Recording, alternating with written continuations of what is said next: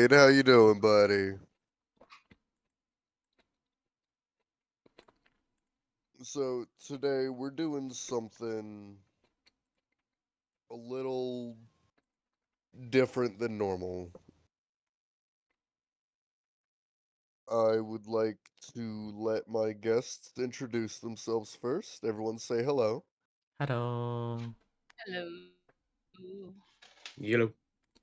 If y'all would like to introduce yourselves, tell chat about yourselves, go for it. Who wants to go first? You talk first, so it's all you. Damn. Yeah, I I'll did let this you to guys go myself. first. Okay.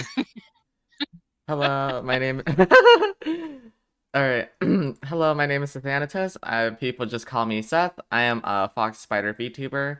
I am a storyteller, story writer, and I like playing D&D very casually a lot. And I've been recently far too addicted to Terraria. And I'll that's go next, it. and I'll say my name is Jade, Mary Richard Jade, but Jade for short. And I'm your D&D human VTuber. Mostly an artificer, but I'm not gonna go to that depth.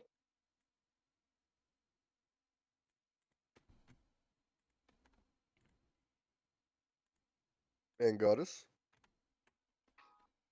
That just kind of leaves me. I am Eldritch Love Goddess. Nice to meet you all. Um, there's not really too much to say. I'm just an Eldritch Love Goddess. It's as simple as that. I like simple. Sometimes simple is the best. Exactly. Absolutely. Okay. Arius, do you want to introduce yourself for our streams? Yes. Give me 1 second. Things are breaking. Yes, take your time, take your time. Oh. No, geez, oh no. Guess we're doing display capture because everything's breaking. Oh, I also Yeah, just I have defaulted to screen. display. Fuck it. Yeah. I didn't I want to default do to like display window capture with my browser or anything, so I got too lazy. Yeah. I decided to do a screen capture on mine, so I have one screen dedicated. Mm. Alright, but nice to meet you all. I am Arius Viridian. I am a Eldritch Horror VTuber and a variety streamer, mostly focusing on horror and roguelite. Much fun. Yeah. Another Bunch of Eldritch being in Eldritch the buds chat. here. Yeah. Yeah, us Eldritches need to stick together. Squid Bros. Mm-hmm. Hey, Deva. Nice to see you. Oh yeah, there's everyone. I should be sharing Should chat have the now. shared chat. Got it. I mean, Yep. it gave me a little thing like share chat, so I think we're sharing chat. Okay. I'm certainly seeing everyone's chat.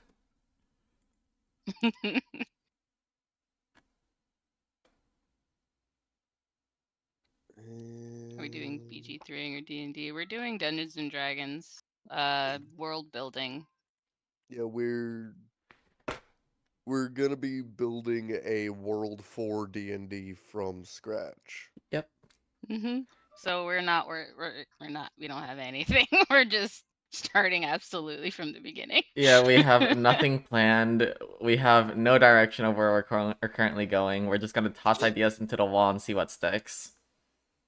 Yeah, We pretty can at much. least start with the basics. That skeleton I gave. If someone wants to copy and paste that into this.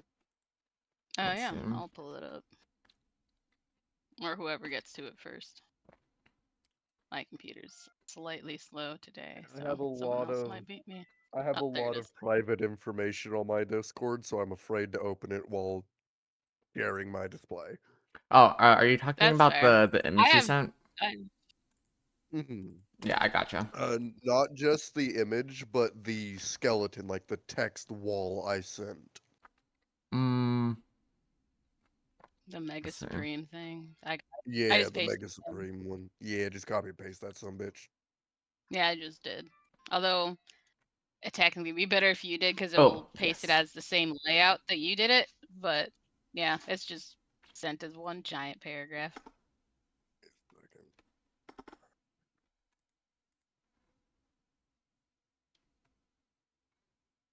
Oh, thank So you I'm for gonna the head go. pat, Sam. Appreciate Yeah, it. so I'm gonna go through here. Oh, someone's already doing it. Yep. Thanks for the lurk, Tara. Appreciate you. All right. Let's see.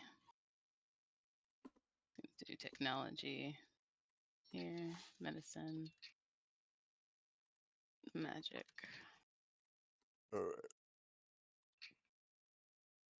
So Geopolitics. before we do anything,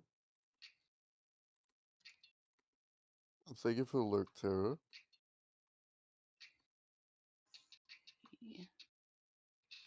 Are these the D&D friends? The D&D friends? As whoever knows Sam Crew. Oh yeah, it's mine. That's my buddy in here.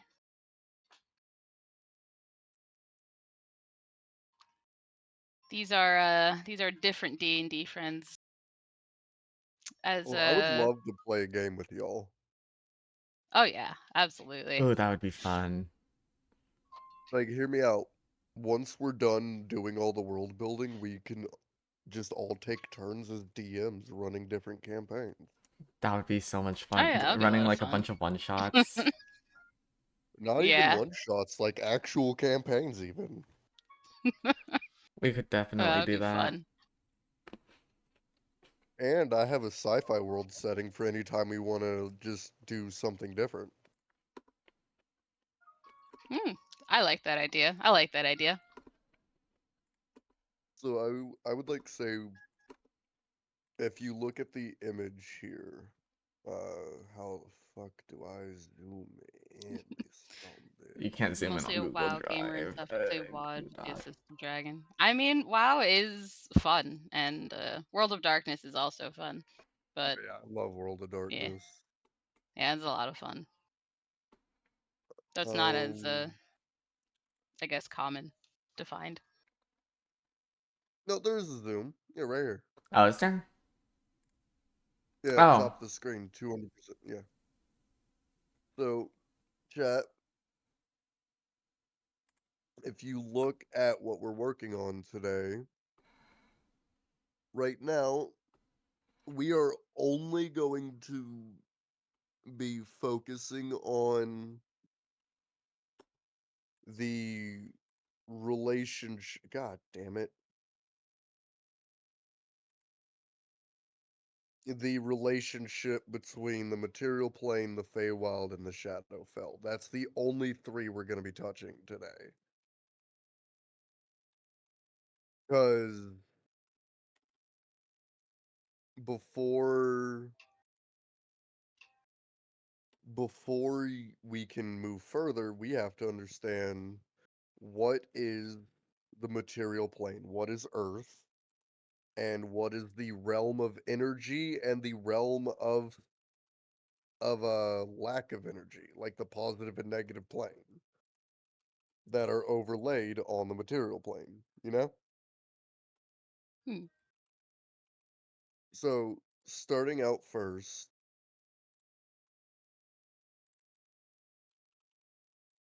well, that's the goal of this, goal for the day. Yeah. Thank you, Sam.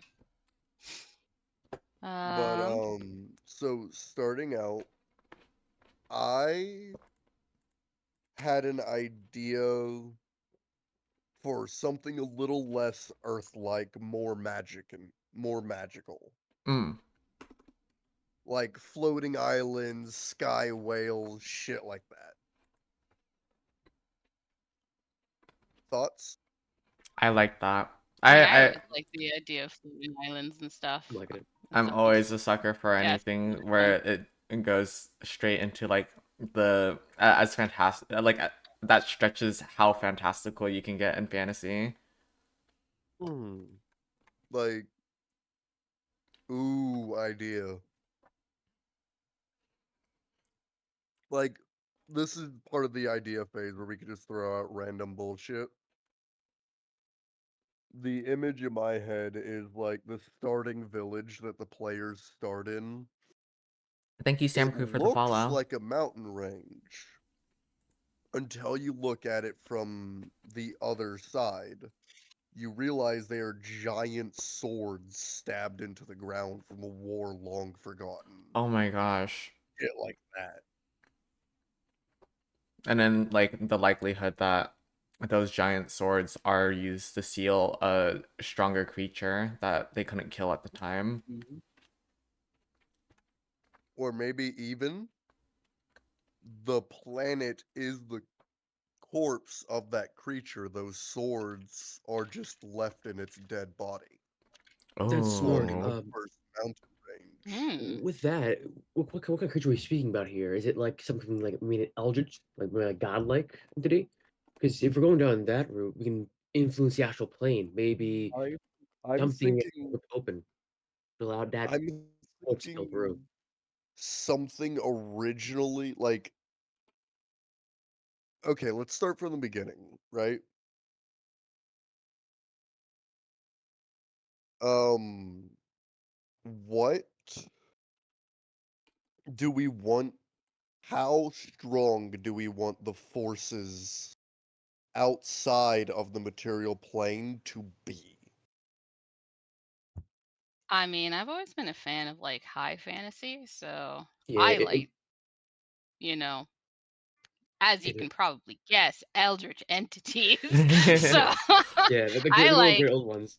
Um, super So the kind hell of idea that I super work high up there. with because with D&D you kind of have to get a vague idea of the outer planes before you can start.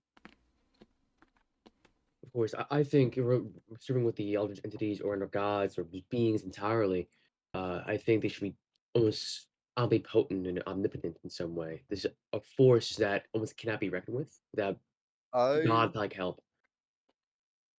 I will disagree with omnipotent. Well, no, they can be omnipotent. They cannot be omnipresent, I'll say.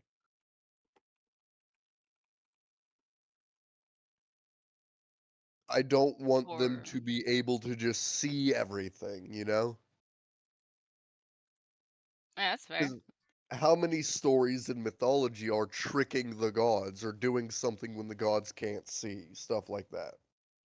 That is true. The best part about stories about the gods is pointing out how equally, like, despite how powerful they are still equally as flawed as mankind. Mm. So, the way I typically do my worlds, and I'm open to discussion on this. Like, I don't want to take the lead here. I'm just throwing out ideas. The idea I have is there is an accord. All beings outside of the material plane must honor the accord. So, gods can't directly stop a devil from making a deal, who can't directly stop the Fae from making a deal. But I could send a warlock or something to try to convince them to come over here instead. Mm. So what you're Well, kind of it does describing kind of is beg the just question the though. typical of gods not messing with mortal affairs and using their pawns, we can call them, like Yeah, clerics, but warlocks, whatnots, to play as their little and that's not mascots. even just the gods. That's every creature outside of the material plane is bound by these laws. But wouldn't that restrict creatures like aboleths, for example? No, Because they're from the outside the material plane. they're from the outer plane.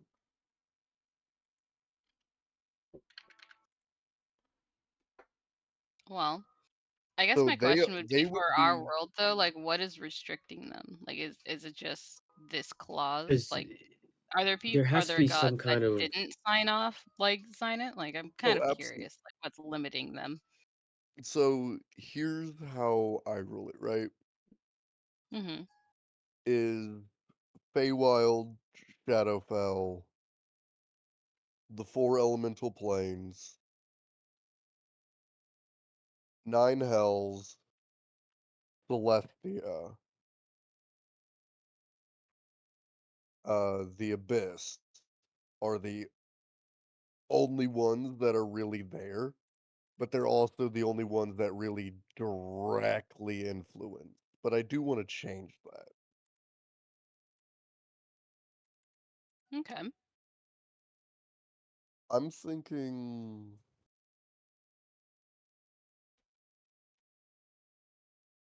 Okay, what type of. Let's just, instead of trying to do all, let's just zoom in a little bit. So we know it's not like Earth, right? Yes. Yeah, definitely not.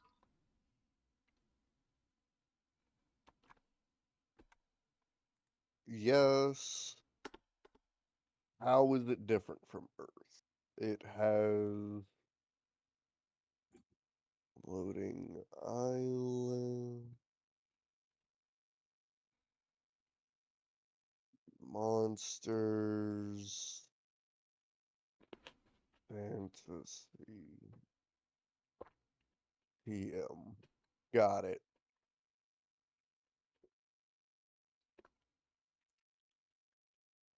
Outside of that, do y'all have any like specific examples of how you want it to be different? Any like Mm. specific fantastical like locations on the planet or something? I think we I just like kind of the have to idea of an dive under. Oh, go into ahead. the how you're good. I think we should definitely dive in first of how the Earth is created, but how it what it looks like to add in why it's different. Because right now we're going off of okay, it's just giant swords and floating islands. That's all we really know about the quote unquote Earth here. Yeah, that's We what have this to area is for down here. yeah.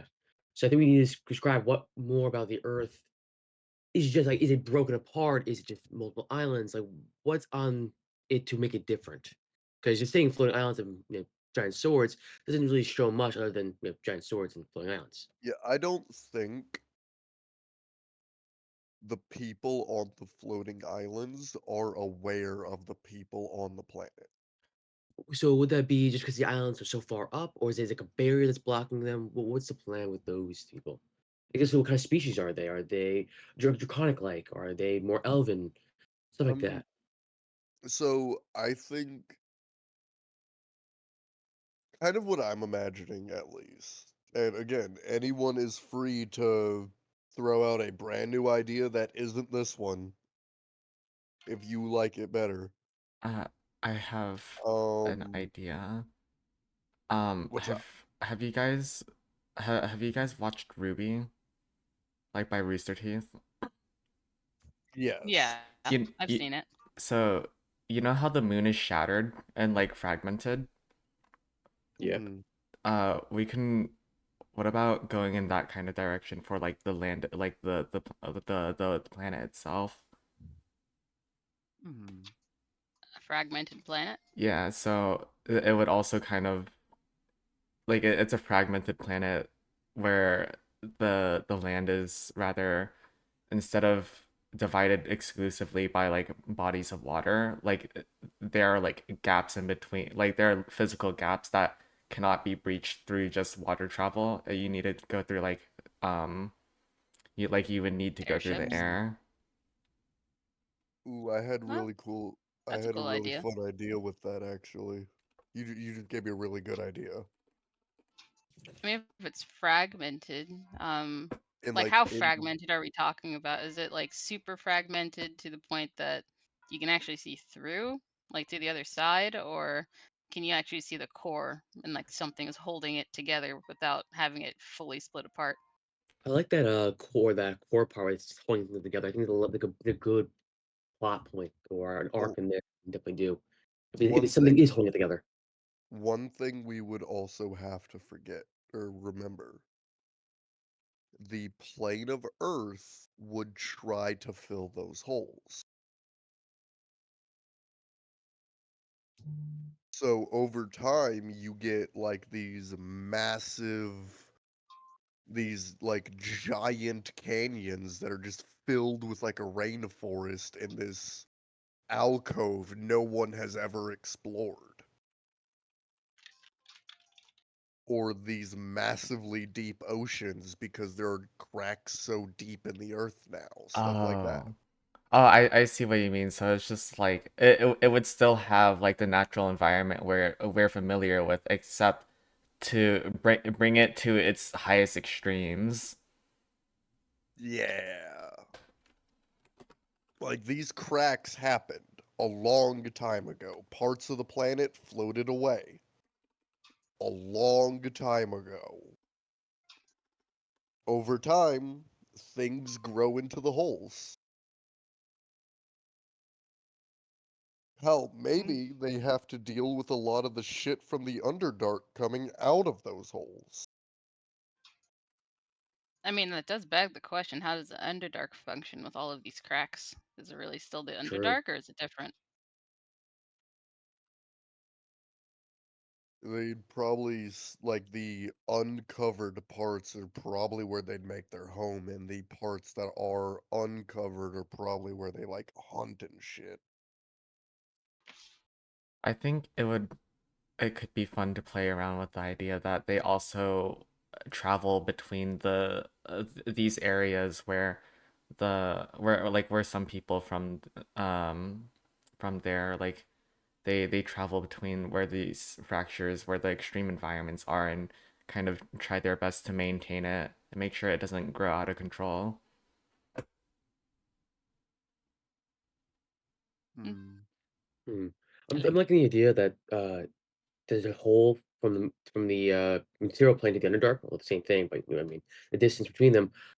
I was imagining either maybe a force, maybe, let's say a governmental force, but a established civilization with its own monarchy, round table, whatever we think of, uses that gap between the two worlds as I think a mining operation, but a way to transport materials. Because yes, there is a hole straight to the Underdark. There's a lot of raw material that's probably opened up, a lot of veins of material that's Bro, available to grasp. So the it's dwarves would love those holes. Yeah, so I'm thinking a dwarvish civilization would take homage in those large cracks leading from the top And plane or like material plane to ins- Underdark. instead of building in mountains and stuff, they are building in fissures. Yeah, these massive fissures leading down to the Underdark. Because Underdark itself is also rich in a lot of materials, which then could release the states. Maybe a war going on between the dwarves and the Duergar because both are dwarves, but And the different drow humans. and the illithids. It's kind of just a Yeah, constant five-sided war. or the Myconid colonies, even for the Oh, definitely plants. Myconid colonies.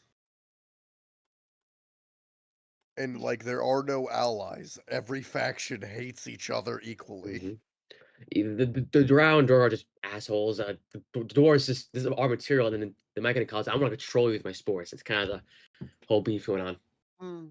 Myconids, not necessarily. I do like to personally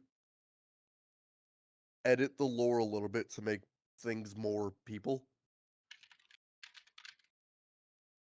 Well, yeah, no, they control people with spores, so they are people, but mentally sometimes under command or just not say ally Mhm. with them, but they understand their talk. How Baldur's Gate did it in the Dark Team, where they didn't control us; they just talked to us through mental. Like I Again, had I did something similar with the Simic hybrids. Like I don't like their lore of experimentations. It's hard to fit in my world, so I just made them more of a native species to the waters.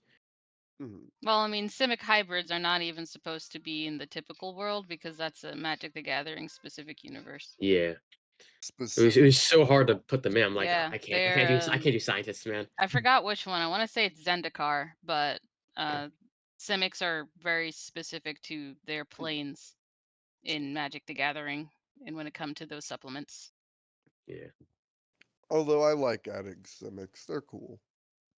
they're pretty cool. Yeah, I played one before. yeah, they're decent. But if you're gonna pull from like other supplements, wanna make sure they have a place in the world to begin with. Mhm. Like Exactly. I like in my world, I treat Simics as w- wizards with a weird fascination in Chimera. Yeah, I treated them as similar to runic knights or rune knights. But I dropped the idea of giants being their powers because the whole giant fucking runes and stuff like that.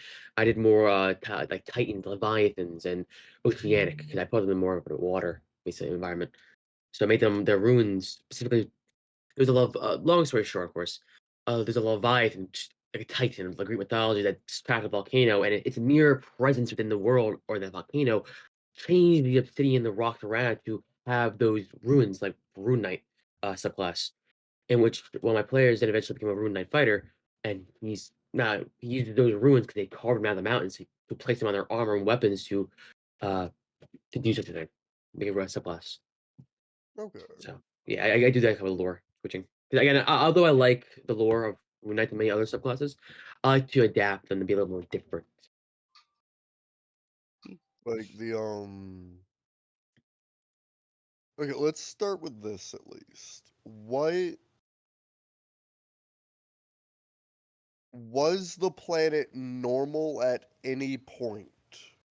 I would say I'm probably. I assuming the I would say planet no. I was think it was, like, normal. magical, but it was, like, quote, unquote, Magic. "normal," where it had its fantasy, it had some medieval or being in But it I'm wasn't assuming like evil. floating islands and Yeah, it wasn't, shit. like, floating out, nothing like that, but whatever that war was, that includes the swords, the giant body, or trapping the body even, the shattered moon, all these different things, that's what changed the Earth into something different.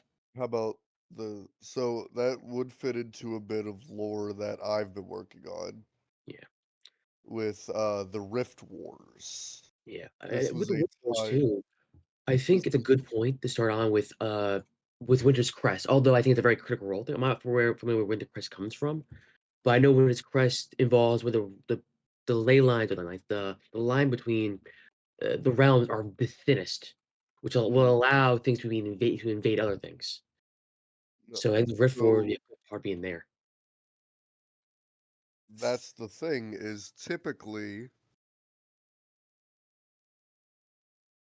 the So Accords stop that as well. But with the potentially. Rift War, what were you saying, Goddess?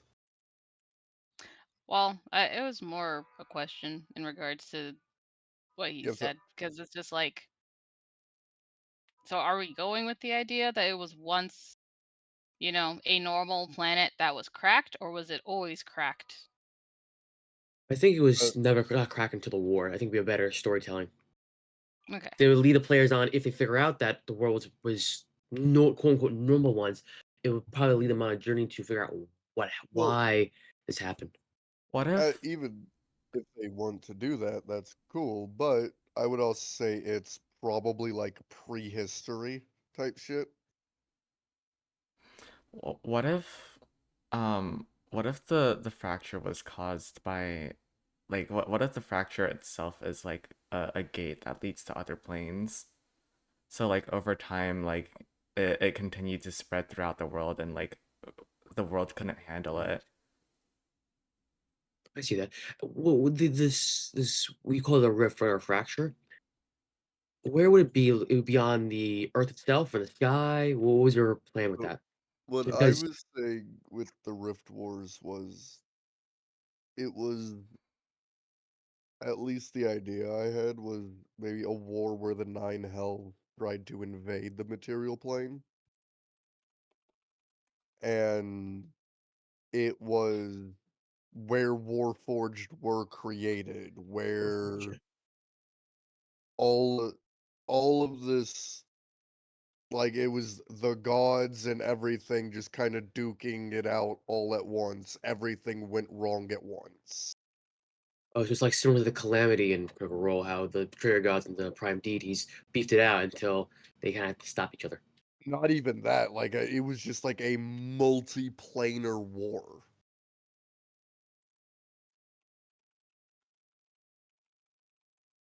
Hmm. That's an interesting But idea. yeah, it's interesting. I mean, how many planets are being involved? Is it all the planets, or just a lot, or is it just a select couple? Like the Yes. Nine Hells, the Abyss, uh, the Prime Material Plane. I the astral plane. eventually want to do something with all of them.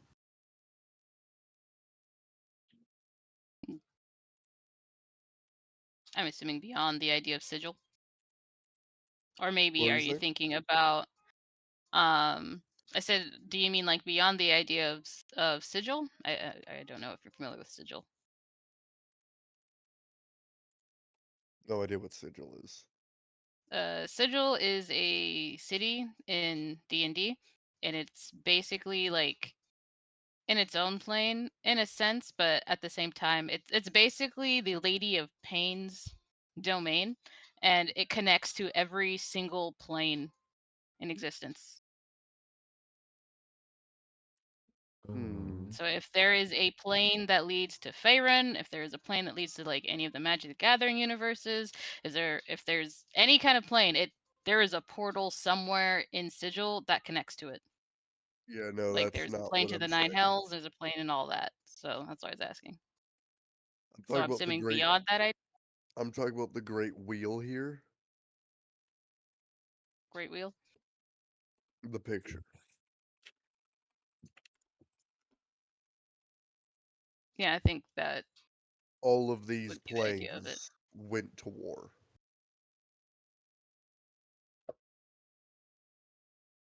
And I will Okay. say, like, finding a portal to another plane is random and very hard. That's why typically wizards just make their own instead of trying to find one. I'm gonna expand this picture just to make it easier to see. Yeah. Yeah. It's probably as big as I'm gonna get without cutting. Yeah.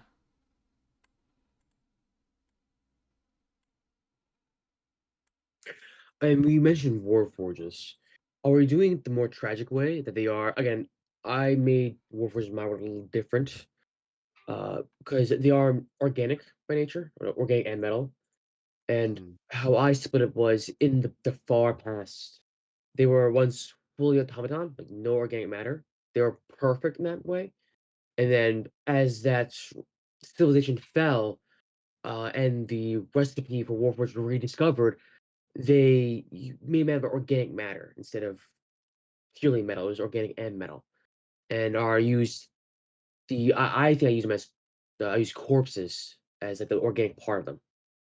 Keep them like half dead, half alive, and let more of a slave mechanic. They're by the name War, the byproduct. So, are you using the fact that they are half organic, half metal, or are you using full automaton? What's the plan with them?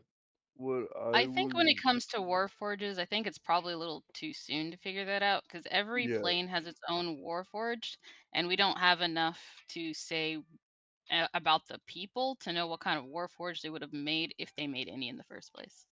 I like, see.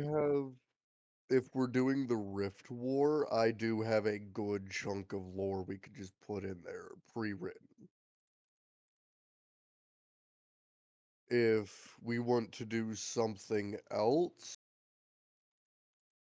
we could all workshop that.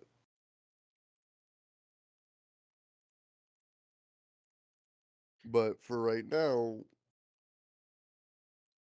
with the material plane, let's see, what is like the average person, like the average middle class person's day on this world? I think it should be normal. I think it It's just depends, your average work honestly. day. I don't think it should be something crazy and special because if you're making something crazy and special, then it kind of puts pressure on the players because you have to live up to the expectation of the crazy and can't have the Well, time to die down. I think it depends. Like how far in time are we talking about after this Rift War? Because like it Oh, might be different the depending on timeline, Rift, I'd say Rift Wars were prehistory. This is prehistory. a thing that happened so long ago. There's It's no That written records of they're it. just well adjusted. it basically the only evidence we have left are the scars on the planet. So would the scholars and other people who look towards history not even call it the Rift Wars because they wouldn't know what it is? The Rift Wars They wouldn't is call it that because they wouldn't know what the Rift Wars is. It's no, prehistory. They'll just call it that's scars. that's what it's called, is the Rift Wars I mean, I afterward. think it But still how would could be? be called Rift Wars. It People could like be. It's just they like wouldn't know through Rift. indigenous people, for example, they have verbal stories. Like people would just know it as the Rift Wars. But how are they basing it off of the? Okay, we're assuming they're basing off the. So they're Well, basing off the Rift Wars is by the scars and what's left in the world, but that's all they have. They don't have any other information that we have talked about just yet. Have any maybe information about instead of how these happened? So they probably instead of call it with call, the scars. They call it kind of name it by around the scars of the world because these are Maybe not some rifts. people might call it that. I think it it, depends it on could It which also depends. I think just it depends be on where they come from. yeah. it could also just be called the War of the Scars if you want. I don't. It doesn't. Not that big a deal. It could also be that it's something where the name could be developed later, like far later in the Yeah. like that could be a name that it gets far later in the future once scholars and stuff do get a better grasp or understanding of what happened through other beings and creatures that were present at the time. Mhm. And basically, what I want to do real quick is just kind of sloppily shit through the basic important history of the world Yeah, and then we up could until where people would be playing. get into the finer details of like the very specifics like names and everything Mhm. later. Yeah, I just want to get the basic history of the planet, because once we have that, we can be like, okay, so let's say the Beastlands, there was an uprising of monsters that completely ransacked a country. That was from a god that ruled over the Beastlands. Who knows? Stuff like that, you know?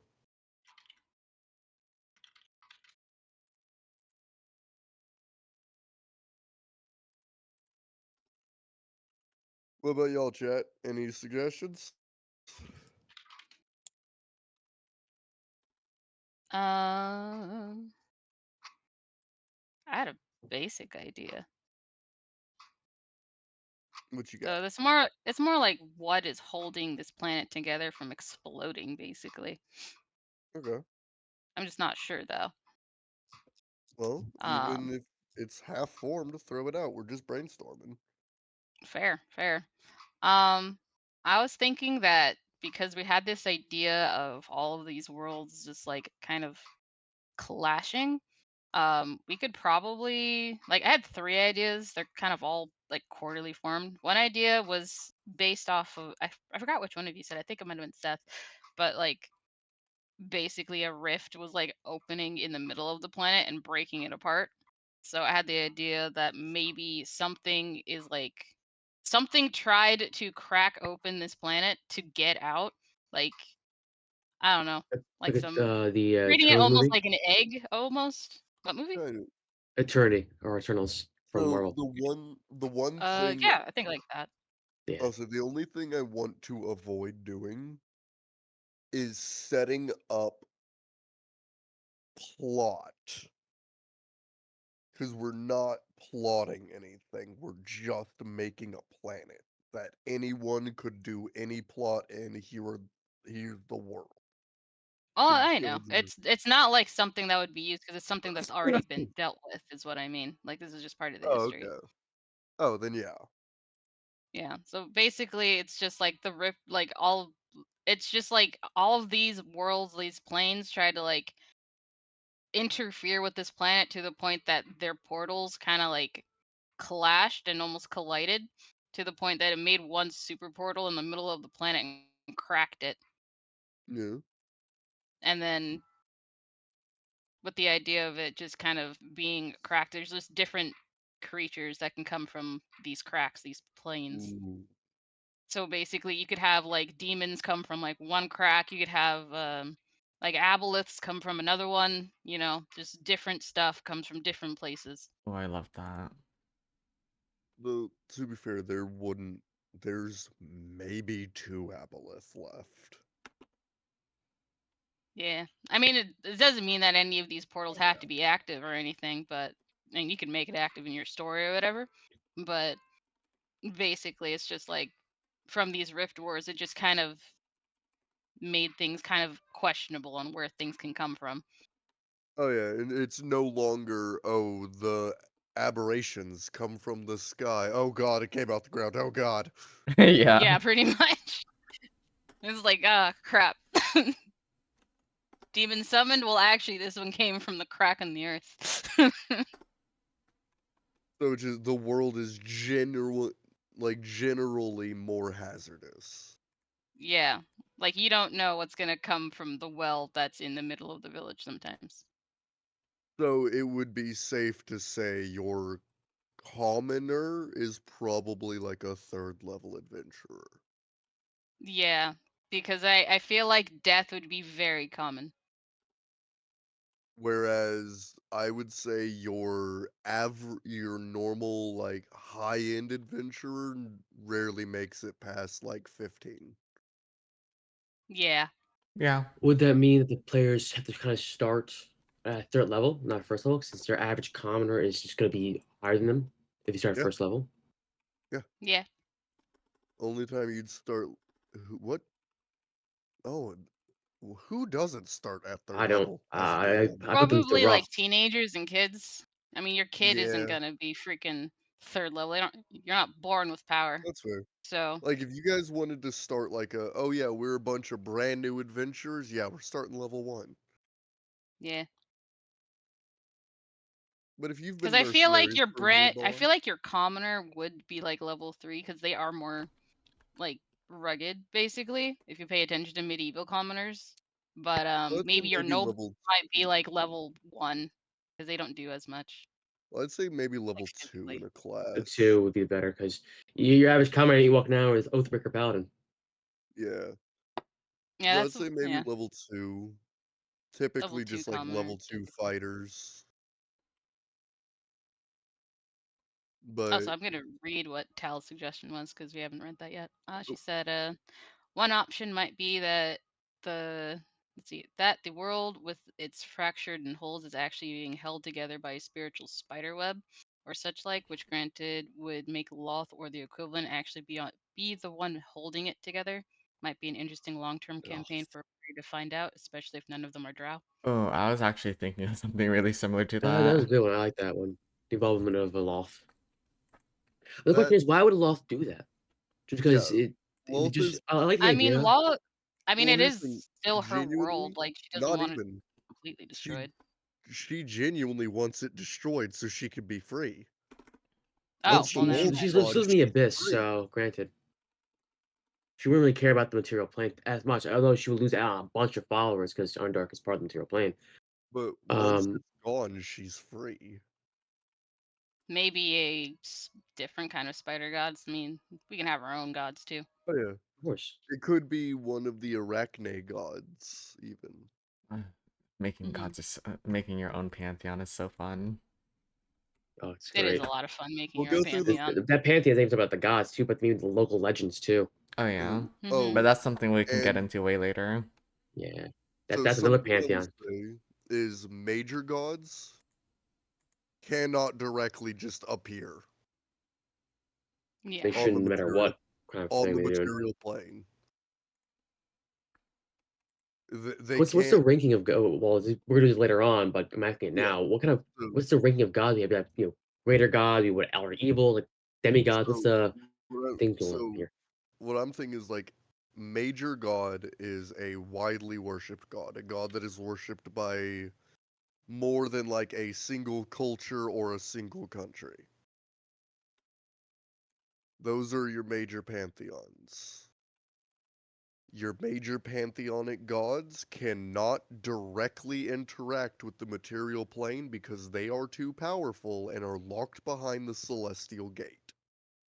Your minor gods, your trickster gods, your god-like creatures that are similar but much weaker. Like, oh, this river god lives near the town. It's a very minor river god. in comparison to the god of the ocean, you know? Yeah. Kind of like the difference between a minor and a major god, Y- No, that and was then a demigods and all really that. good idea, Tally. Thank you.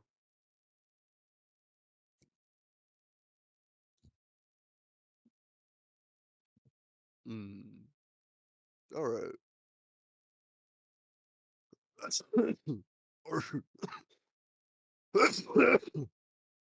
Are there any major um I also real had one world other idea. oh One other. Um, it's kind of just playing off of the cracks in the world. Just like there's like areas where there's definitely like demons and aboleths and other evil creatures. There are good planes as well, because I assume like celestials were involved in this since demons and devils were. yeah, So I imagine there are everything. some areas that are safer than others. So that could like as time went on, imposed, not necessarily imposed, but like made a class system in the sense that nobles, like especially the greedy ones, would want to be in those safer Oh yeah. areas. So that may make like a major Well, city in that some that's places. one misconception a lot of people have. Yeah. Just 'cause it's a celestial doesn't mean it's safe. Yeah, that's true. Oh, I know. I just mean in the sense of like the good ones, not the. I'm not talking about like all celestials, but the good celestials. You know, the There lawful aren't very ones, many. lawful good. There aren't very many. Yeah. Yeah. Most of those are directly sent from a god as a messenger, as from a major god as a messenger, so that's the only time you'll ever see them. Well, I Most think it celestials, depends, Well, because like in since this we're kind of yeah, case, making it up, I feel like we could yeah. have angels that are, good. I'm not going to limit it to just Oh yeah, 5e specifications. of course. I was just like too with the world just like this, how dangerous it is. I think if the good gods want to keep these mortals alive, the ones who worship because of the worshippers in a dangerous place, they might send their emissaries as more of like an angel of the show, like a watch from afar type deal.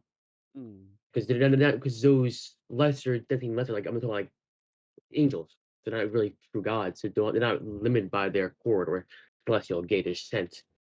They might be in the background at all times, not dabbling in mortal affairs, but only dabbling in these major threats where that could be an extinction level of threat to a certain civilization or even a continent. They might take their parts in why are adventurers dealing with it at all?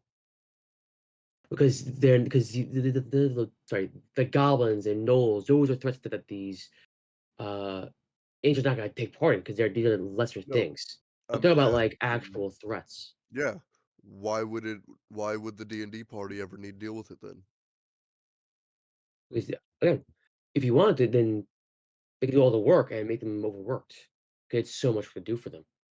No, I'm 'Cause what you're doing is you're no, saying, forget the angels helping them, let the ventures do all the work. That's what you're saying, basically. Which, although it's true, you can make the ventures do all the work. It just that's it makes the person think, why aren't even if neither gods are at an accord, why aren't they trying to help? It makes them actually less believe in godhood because God's not gonna help them. Although, I mean, we have a big cleric, yes, it gives you your powers, but your powers might not be enough. Your teammates might still fall and die. Mass wide death can still occur, and that right. local cleric can't heal all the people, resurrect them. Hmm. So this leaves now the people who are faithful less faithful because their gods aren't doing anything. No, Especially if the that evil gods who don't care about the accord and don't care mhm, about these things will send their emissaries and do the dirty work for them because they can't do because they're stuck in the accord or behind the celestial gate. So they're letting their devils and demons, whatever pawns those evil gods have, to run amok. And good gods won't do anything about that. I find that uh, quite crazy. And it leaves those, as I said before, the worshippers kind of lacking. So I not think adventurers should necessarily. partake in in fights, most definitely, but the angels and other higher emissaries of godhood should partake in more cataclysmic events. Okay, But there's only a few of them though, not like a whole army of angels, only like 3 or 4 around the world. That's how I kind of view that situation and how they should act. Okay, there should still be a divine presence within the world, even if they're all up behind a cord. Because most definitely is gonna be more a devil or a demonic like entity could be working around. Mhm. And additionally, too, we're looking in the arcane as well. If the wizards, even clerics, sorcerers, or warlocks, whoever spellcaster might be, um, figure out that these gods are behind an accord, or if they do automatically, or you know that, then the evil ones might want to find a way to break that accord, or find You a way to you have gone miss that. on such a tangent, I have no idea what we're even talking about Yeah, anymore. I'm talking about the presence of godhoods and gods mostly. What I was saying wasn't any of that. We're talking about gods, so I think we're in that same playfield. I think it varies. It varies So, definitely. I guess it just depends on like which particular topic we're on. I'm assuming in the case of godhood, um, But I mean, if they have their emissaries out, like one of their angels or something, I mean that's mhm. probably normal, Yeah, or at least in some places. but typically that is what an act of faith is. That is what a miracle is getting that. Yeah. But I think it depends also, I guess, because we haven't really discussed it. Um, how involved and how open are the gods? Like, do we have like actual angels roaming about? Do we have like are they do they barely have a presence? Do you actually have to have faith in them? I think Because that with the kind of accord, does skip your clerics and paladins if their presence is kind of purely faith. At least some of it's them. based on what we described with the accord and how gods can't mess with mortal affairs, major ones specifically. Thank you, Spidey, for the follow. It For the leaves sub. a lack of faith still there because they Thank you for can't the do tier anything one. I thank you for the because tier one they're behind a sub and rule follow. that they Thank can't you, break. thank you. So at least I think it's Yeah, purely sorry, I faith, and haven't if been it's too a minor interactive right god that now. the paladin, warlock, sorcerer, or even cleric is worshiping, well, then that's a little more in play because they can actually potentially quote unquote meet their god or minor god. Um, but it's still lesser power to some extent because they're a lesser deity. So I think But it's based on the Accords idea. It's purely faith and not much else. not Well, maybe because necessarily. there are But like well, even the clerics have like okay, a built-in ability to communicate with their deities. Like Yeah, we even have spells for that. So I don't that think so. that's what I was saying was what was the question again? Hello. I don't think it was really a question as much as like a discussion. yeah. It's just a question. Yeah, it's more of just Yeah, a outward thought. Like thoughts on the gods and yeah, that's how right. much their presence is in the world So because we didn't really discuss it. That's all. yeah, what I'm thinking is a little bit of a middle ground. So when I say they can't directly intervene, that doesn't mean they can't Bless you. talk.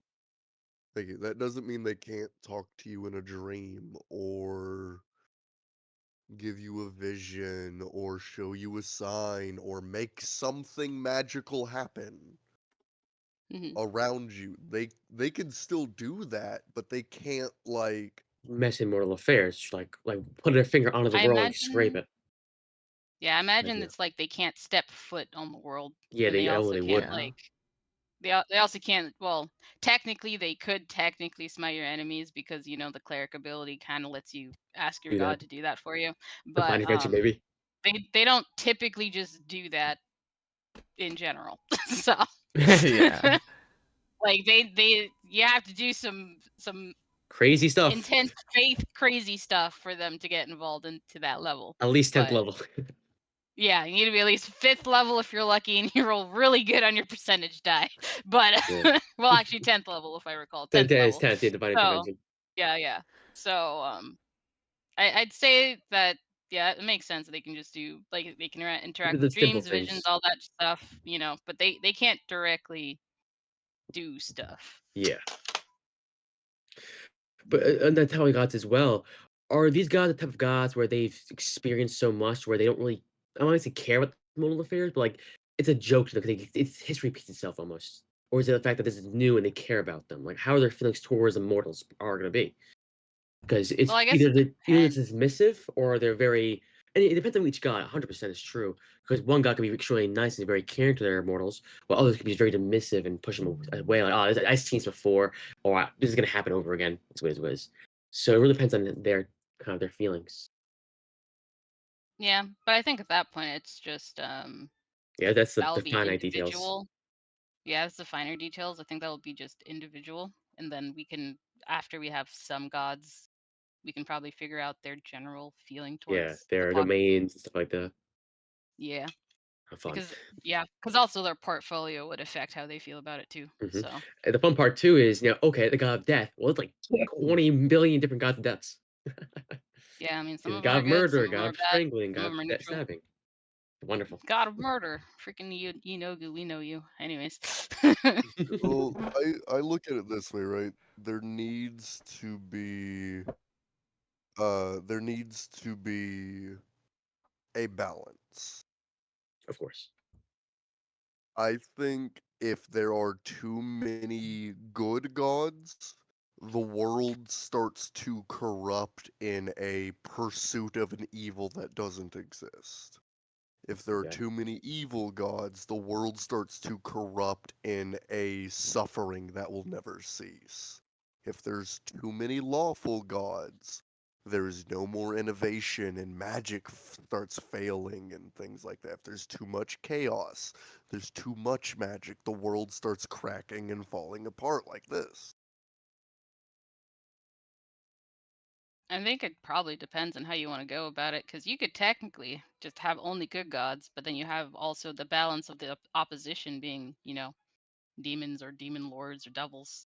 Yeah, point But speaking we on could that also have part, good and evil gods. So, I mean, true. it varies.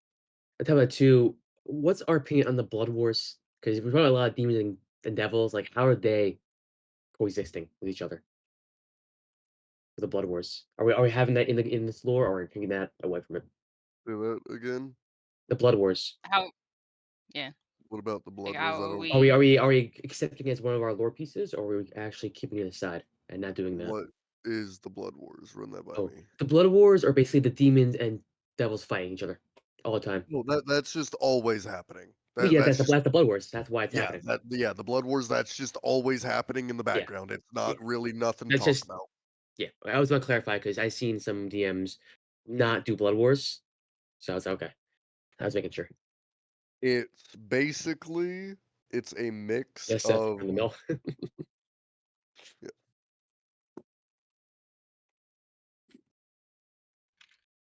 I think yeah, we're definitely doing the Blood Wars there Yeah, because and I think it's that it's too good not to put away. It's too good. It's a lot of like good lore you put there, and a lot of backstories you also add on. Like for example, if someone was a tiefling, um, they could kind of align themselves with Blood Wars. Not to say they were in it, but they could say they were affected by it by somehow. mm, It is one what's one major thing, crazy thing you can do.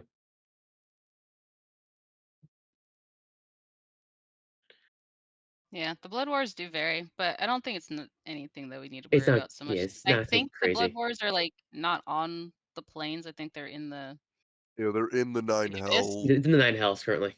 the Nine Hells. Okay, yeah, Yeah, I that's always where they're confuse beefing. the two. I think the first layer of hell is where they're currently sitting at. That's just a but that's kind of what we're doing is like the little tidbits of lore in the background. Because we gotta make sure that even though this Blood Wars is very, we could just throw Blood Wars to the side for now and talk about it later. I think it's important to talk about it now because since with all No, the rifts and stuff hey, like give me that, one it's second. Hey, one sec, Green. Give me a second. I have not heard you say anything in a minute, Seth. What you got? Oh, um, I don't really have too much to comment on right now.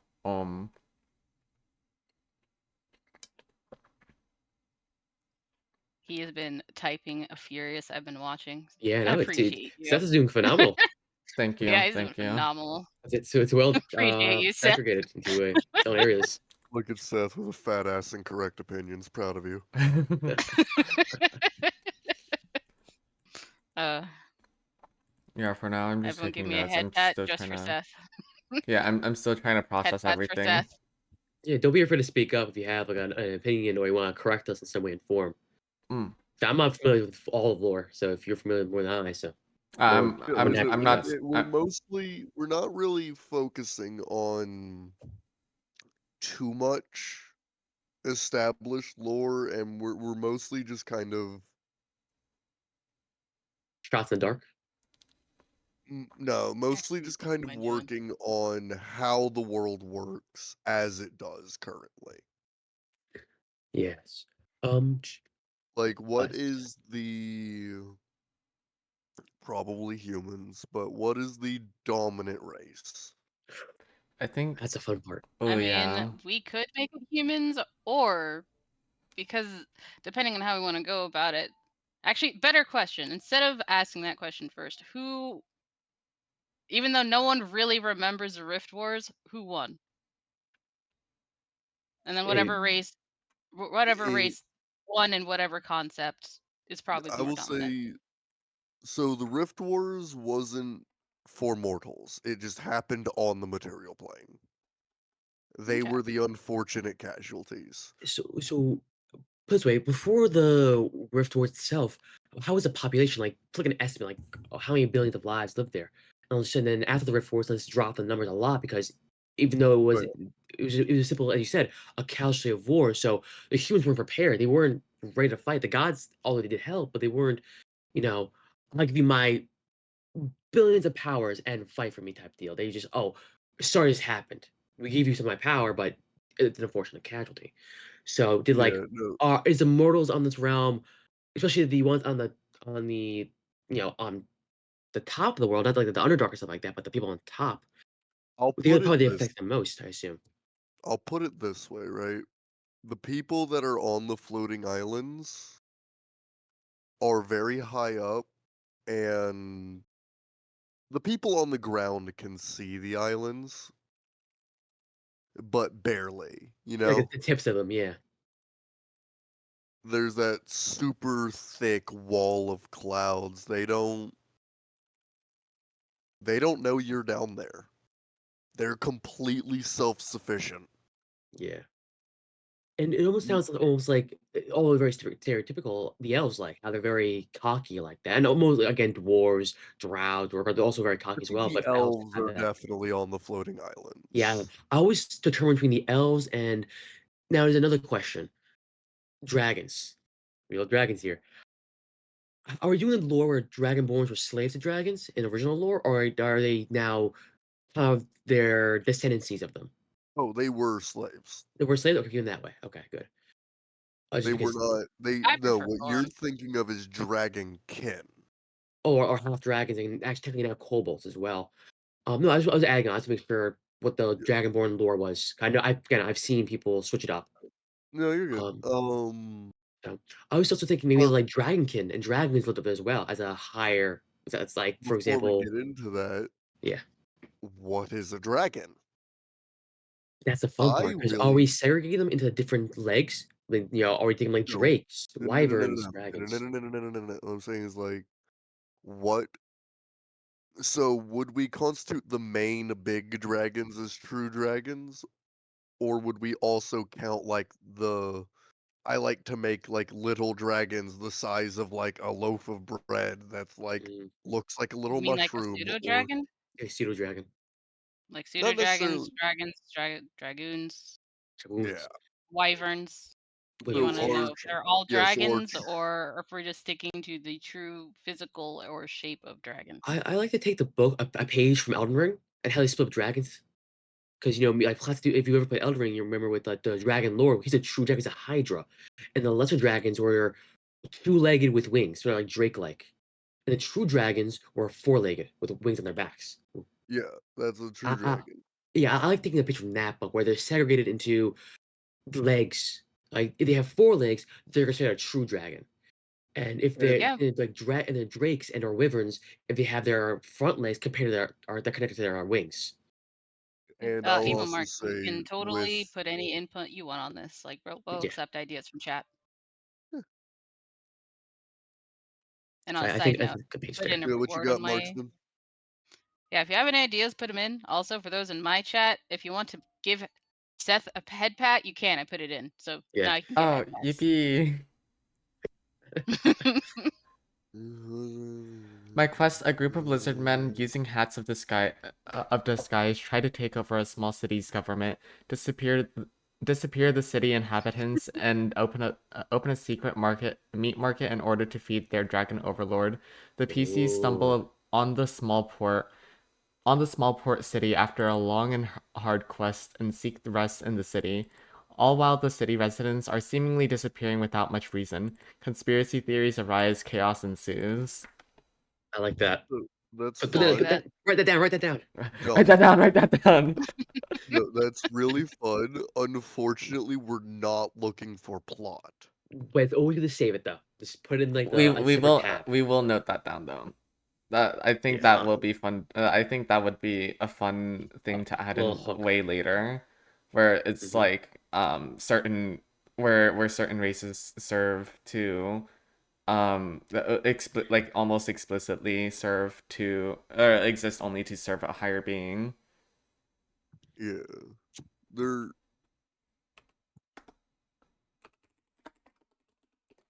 The lizard folk. Hmm.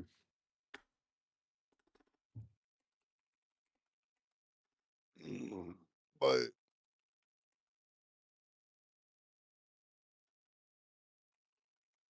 I'm thinking like recently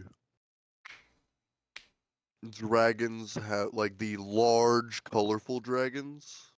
The chromatics, or they? Oh, I was taking the idea from the chromatic, or they like they're black scale but breathe fire, like normal different mythologies. Because we need to take it from the D&D's book and say, okay, red dragon breathes fire, black dragon I'm breathes acid, or we're taking like, okay, wait, the dragon's tail's black but breathes fire. Type talk. So how are we I doing was that with saying dragons? I was saying oh, what was that? Thank you for the follow, Oh, Pokemon thank you for Masters the Dan fall, and Ash. Pokemon Master Dan Ash. Appreciate it. Oh, both of us, yeah. Winning. A ping. Appreciate the follow. Hello, hello. Hello. Hello, Pokemon. Welcome into our But personal hells. Yeah. so with the Dragons, yeah. like the chromatic and metallics are starting to fade away.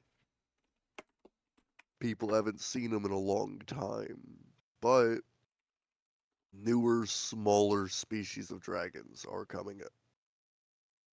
Think I kind of really fuck with How to Train Your Dragon type dragons, where sometimes like all of the chromatic and metallics exist, but they are rare, ancient, and powerful. Oh my god. I like that. Add a little mystery to them. And But your normal, like, if someone's like, "Oh, I fought a dragon," it's more than likely one of these subspecies. yeah, like when the lesser dragons, like drakes, or the true dragons, but they're like the lesser of them. Yeah. Minor true dragons. Oh, okay. They literally just are not nearly as magically potent.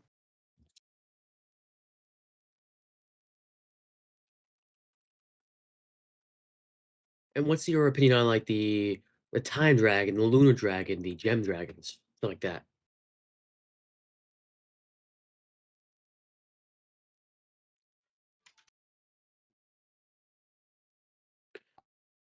Oh, a potential idea. Silver for a and test? steel dragons are still like that in 5e, by the way. Yeah. I was gonna say, building off the idea with the spiritual web thing for holding the land together. What if it could also be held by um like certain chromatic and metallic dragons or Yeah, it's good. yeah. Anything else, South? That was pretty, you're going good there. Uh, that's as far as that's as far as I thought. That's as far as the train went for me. You're good. Ooh, Actually, it's a good start for me as well because I actually have an idea of going on to that. Um, wait. although chromatics and metallic aren't the friendliest of two, the ones are really good, ones are just evil. I was thinking a time dragon. Hold it together. or an ancient Oh, time dragon. what I 'Cause those do the real thing. what I do with my chromatics and metallics is I don't make them good and evil. Oh, okay. I do I like that make too. Okay. I make them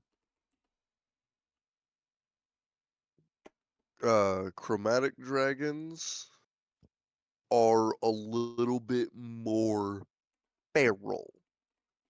They're a little bit more animalistic, a little bit more driven by instinct. Metallic I dragons are a little bit more calm, a little bit more reasonable. I'm gonna disagree with that right there, just because each dragon, chromatic and metallic, come with their own personalities. Like the white dragon is your animalistic one, you're a feral one, you're one based on driven instinct. And yes, all those dragons are quote unquote feral to their own degree. Like the green dragon isn't a feral one; they're more insightful, more manipulative. So making I'm the green aware. very either turns feral or a little more aggressive based on instinct, just I think less degree of their true self.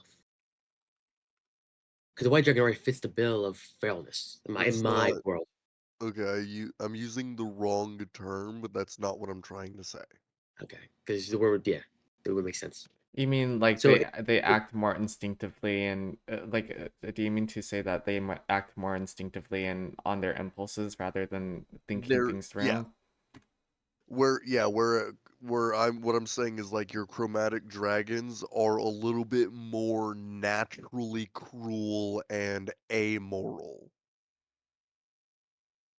but they're not good and evil. Does that make sense? Like you can raise a dragon to have any personality, of course, like for but example, what?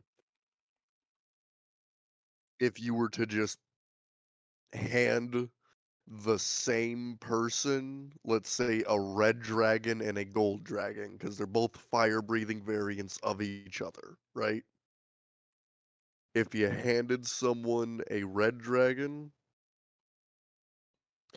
it would probably be a lot more aggressive with them while it's growing up versus the metallic. Yeah, kind of. Yeah, I poor see. impulse control. Yeah, like Logan likes what you're cooking. Yeah, I like that. I like that too. Okay, so we'll have that there. Here, give me one second. Like for So example, with chromatic dragons on their impulse stuff like that.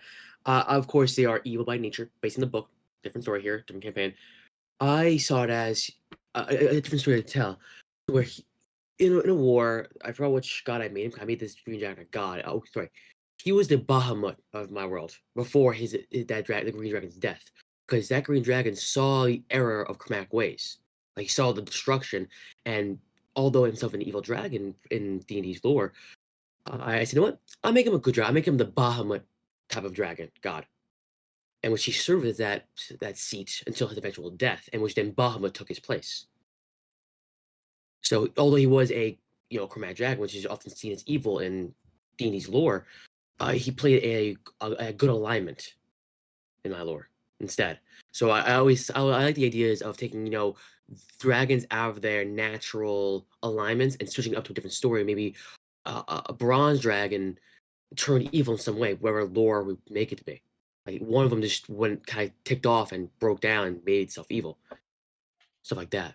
That's always a good. It's always good to tear apart the original and make something new. yeah. So we still have that large play. Like, and dragons themselves are very ancient beings, so they have time. And I do kind of like the idea of dragons changing a little bit, The chromatopic but dragon idea sounds like fun. Chameleon dragon? Yeah. that could be a species of dragon added to it, but not just like an overall thing. Yeah. And on that topic too, a chameleon dragon. What kind of dragon would it be? Would it be a metallic type dragon, or would it be a chromatic type dragon? It Yes, changes colors, or is completely it both? neutral. Yeah, a true neutral entity. True neutral dragon. and similar to the time dragon as well. Time dragons are typically neutral dragons as well. So Yeah. it's not out of the blue for a dragon to be a neutral entity. I would say the chameleon dragon could be the chromatic variant, quote unquote, as it is the chaotic neutral, Yeah, I like that. whereas It- time could be like the lawful neutral. Oh. yeah, and especially if we're going with the idea, like the shootout idea that this time dragon is what's holding the children together, like those webs we talked about before. I think being a true lawful neutral entity would fit its bill. If you're making If it a that's chaotic evil dragon as a holder, well, it's evil, so it's gonna destroy it. If it's true good, then it's got its own very strong opinions, which could be very against the parties or even other entities.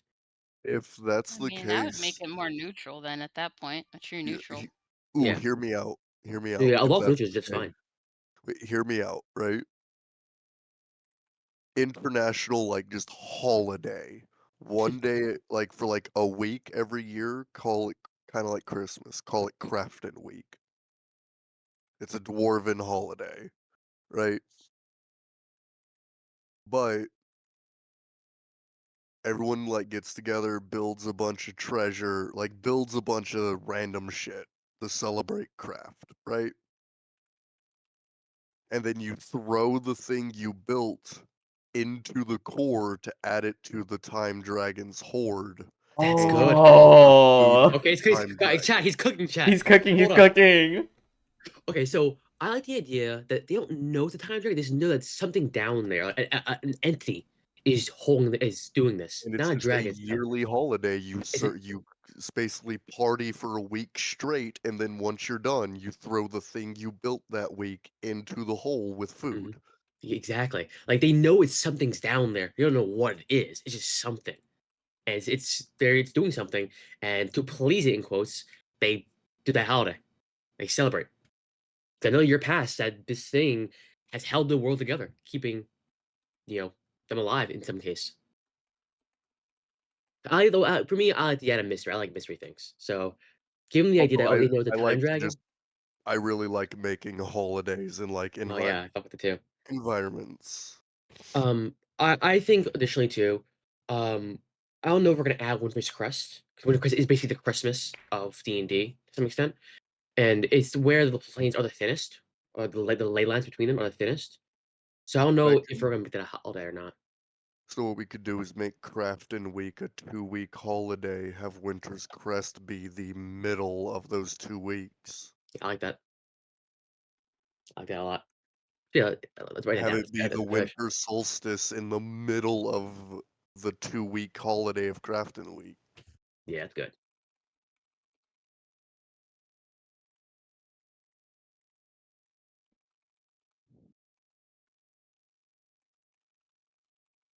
Seems like it could work.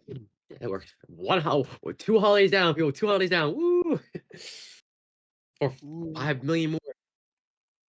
Mm. Are there any major cultures we wanna pull from to, like, kinda put of their flavor into this world? I think we should wait on that until we get to that part of the writing where it talks about Like cultures, right? Primary races and stuff like that. yeah. I think that would be something where that would be something we fall more into once we get into like individual like Like regions and continents of the world. yeah, like Earth size, gravity, atmosphere, bullshit like that. Yeah. Um Ooh, fun idea with the lizard folk serving the dragons as a higher being. Sand Dragon's fun. Um, they could be at direct odds with Yuan Ti, who see themselves as freed and separate beings from dragons and evolved from lizard folk. Mhm. Like they basically see lizard folk as savages. Ooh, although the same thing, basically, they are xenophobic against each other. That's smart. Which leads to the thought that in the grand billion possibilities, if they somehow team up, I think a detrimental problem. Because they're Right. basically the same thing, just basically the same lizards, just different versions of them. Ones are more through ritual than others. Where did the lizard folk go? There it is. Exactly. Ta-da. Could this be natural? Like, could they be descendants from half dragons? Like it's a descendant line.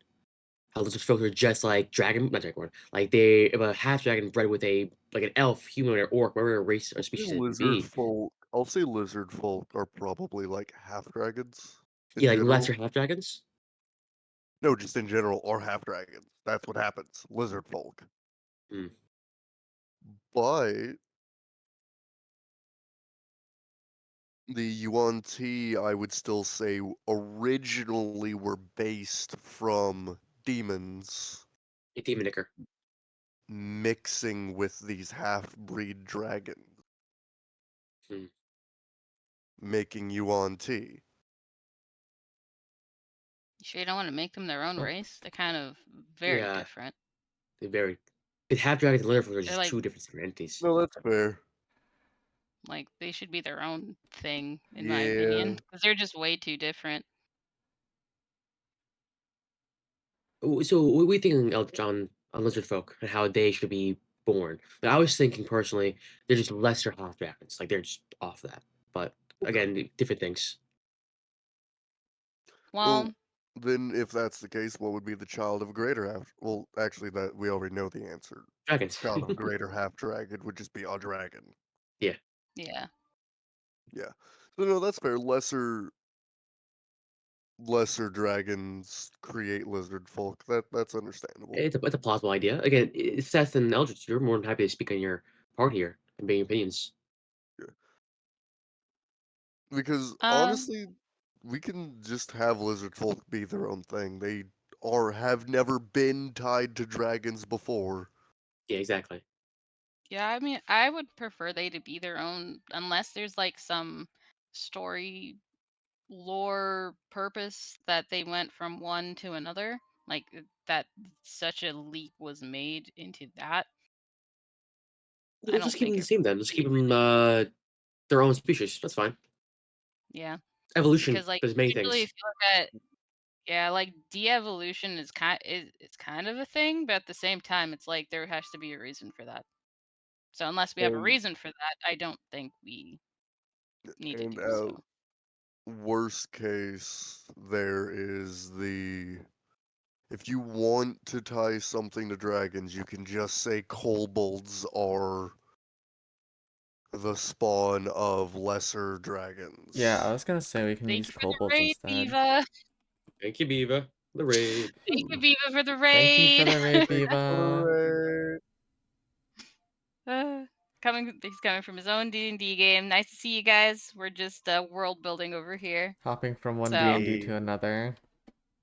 yeah, more D&D here.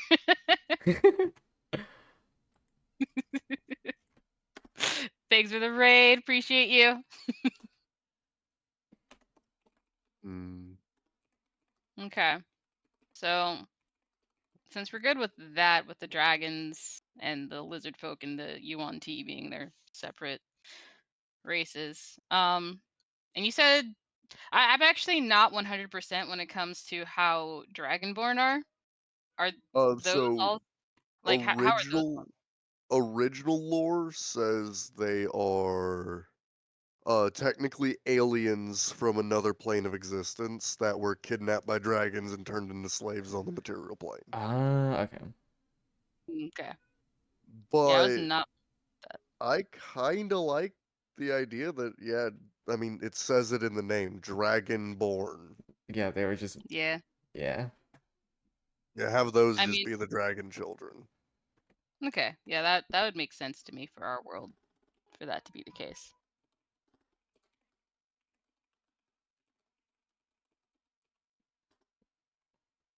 You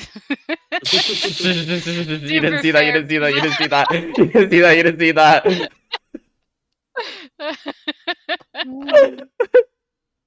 You're What good. You're happened? good. Nothing happened. Just no Oh, worries. yeah.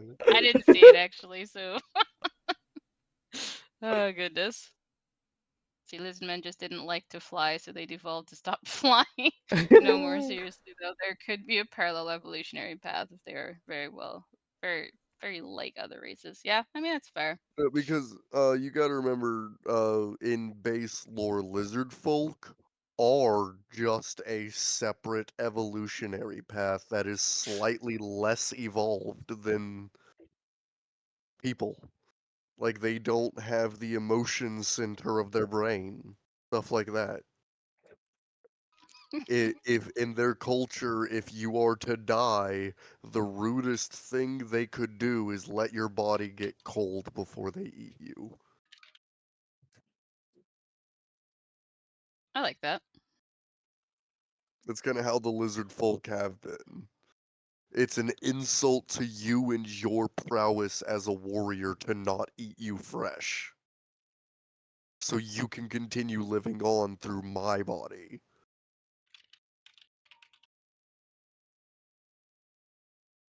Very cannibalistic, and I kind of like it. Yeah, My that's cheddars know how they why. are. Yeah, but listen, they also don't have the emotion center to their brain. That's fair. That's fair. Okay. But that's just like actual lore for them. That's not even like us making anything up. That's fair. Yeah. I'm not as familiar with their lore, so I will defer to you guys when it comes to like their actual lore.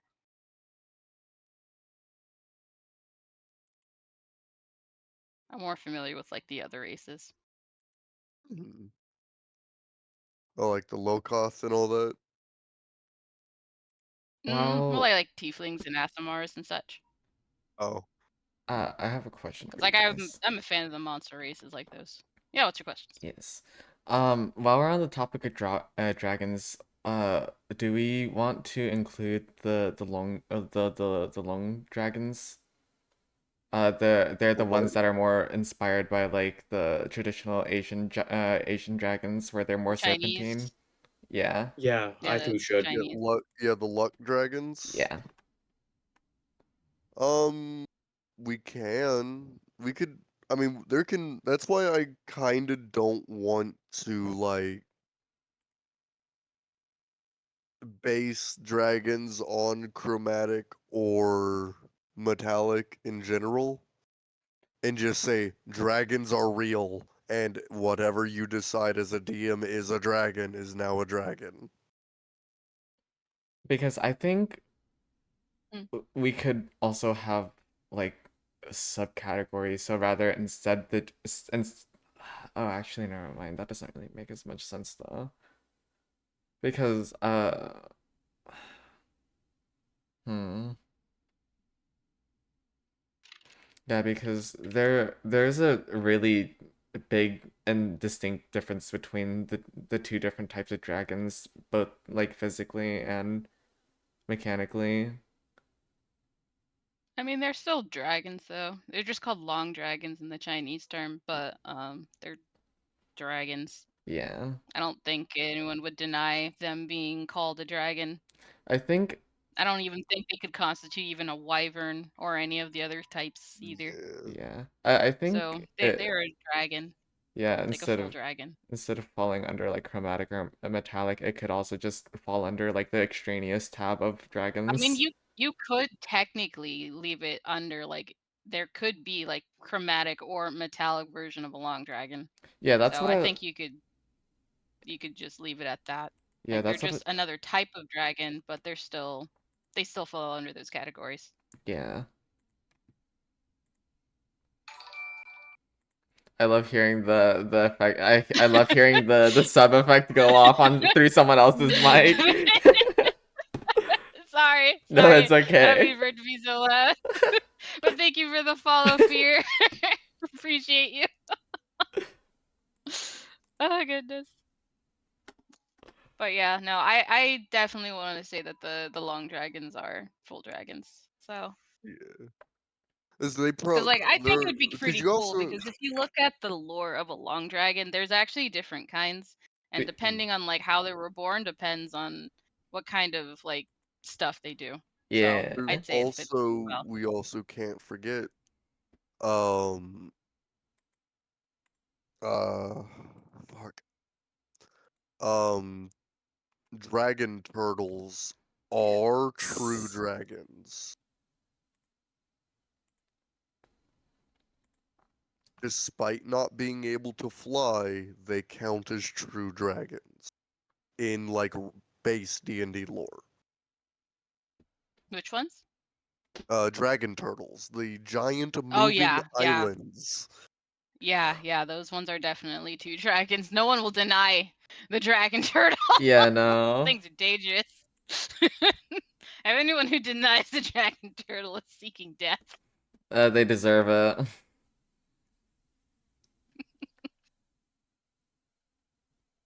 Oh yeah, no,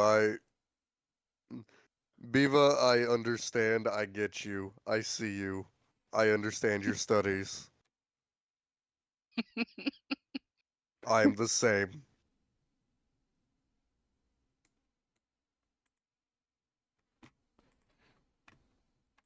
Ah. Let's see.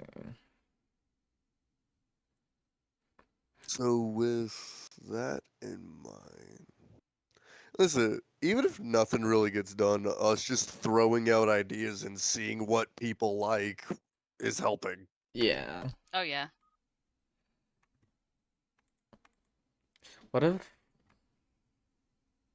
What if some of the islands, the floating islands, weren't like actually land masses? Like with going back to the idea with like the floating whales and stuff, like what if like what if there are just whole civilizations on them? I imagine there could be whole Uh, civilizations on them. Like the especially the flying races like Aarakocra, they would love living in places like that. but I would say that the idea I have kind of loosely. Have you seen a loft? Loft? Yeah, the game Aloft, I have not. where basically you basically make sails and everything, and you turn a Ooh. floating island into a boat. Oh, I see, I What? see. I have not. No, I just searched it up. I like what you're cooking here. Like they are turning the floating islands themselves into. These sky I'm going to ships. now move my house. That I'm is gonna move essentially my what they're house. doing. I'm gonna move my house closer to my neighbors so I can ask for sugar. Yeah, I'm not They familiar with that. I'm not they familiar. probably have entire islands dedicated only to farming. Hmm. Yeah, I like that. There would also probably be a couple islands where it's just like it's completely dedicated to like a whole market and Yeah. like schools And and it all of could that. even be like a traveling market where they're all lined up in a row and it comes floating by and you just move onto it. Oh my God, it's an ice cream truck, but you can get anything else from it. It's a moving city that's basically an ice cream truck. Most of the I mean, other I like islands, it. like most of the other islands, I imagine are like individual houses and yards, or like farms, or like specific structures, because they don't have that much land to spare. Everything needs to have a purpose, except for the Wandering City.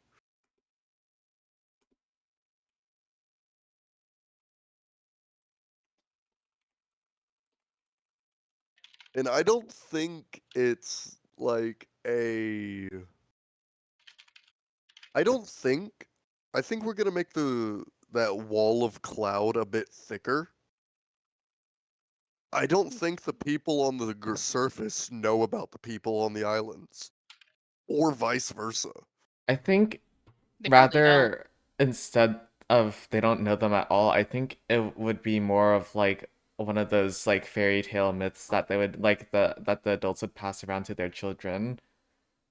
Oh yeah, like there are people that live amongst the monsters and they are great warriors, or there are people that whatever have you. Yeah. that have harnessed the winds and mastered the skies. In this case, airships are not going to be common. They definitely will not.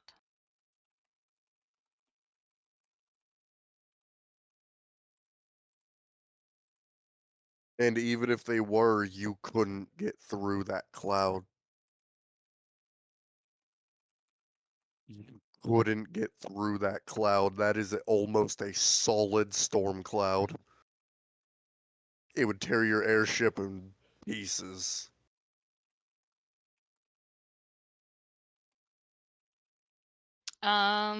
It's not based off Magitech or anything like that. It's just pure magic right now.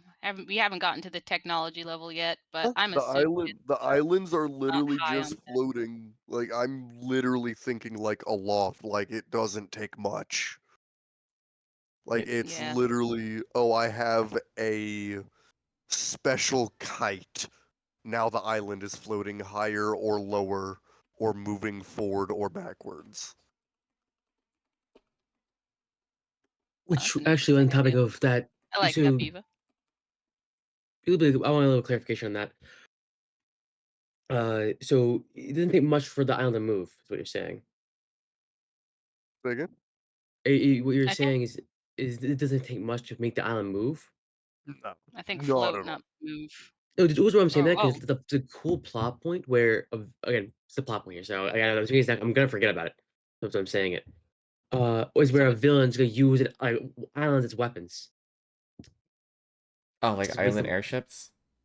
not airship, like bombs. Like he just throws them at it because it didn't take much to make them move. Yeah, So most with a things are subtle not push, gonna, and that's the thing is most things can't get through those clouds, including those floating islands. They I can't think we get discussed through. that they're living on them. No, people are living on these islands. The people are living on the islands. They can't. So okay, I don't think you're getting. Yeah, the I concept mean, of what these islands are doing. They're just up there okay, chilling. islands are just up there chilling. Layer of clouds underneath islands up there chilling. People on the ground. Hmm. I think the idea is that people are It's not just, it's aware just there it's just are two floating words. Okay, islands. just two Yeah. worlds. Gotcha. Yeah, it's Yeah. basically two different worlds. Yeah. One above, one below. Hmm. Well, I guess there's three if you want to count the Underdark. Yeah, I was So gonna one say Yeah. 3. above, Yeah. Okay. one below, one beneath. Well, if you want to get technical. And then if you want to get even more technical, then you got the ocean. That's like 4 worlds there. And then we got the portal. That's like 100. I like the idea of like if there like if a fracture like if one of the fractures occurred in the ocean, it's just like you see this massive fucking waterfall all the way across the entire world. That's true. That's true. Yeah, you bring up a good point, Viva, on that one. But we haven't really gotten to how far on tech we are on the world yet. We definitely decided that airships are not common though. So the people on the islands are completely fine. They don't really need a whole lot of tech. It's these islands, like they have entire islands dedicated to farming, dedicated to whatever have you, schools or specific buildings, and then they have one giant city.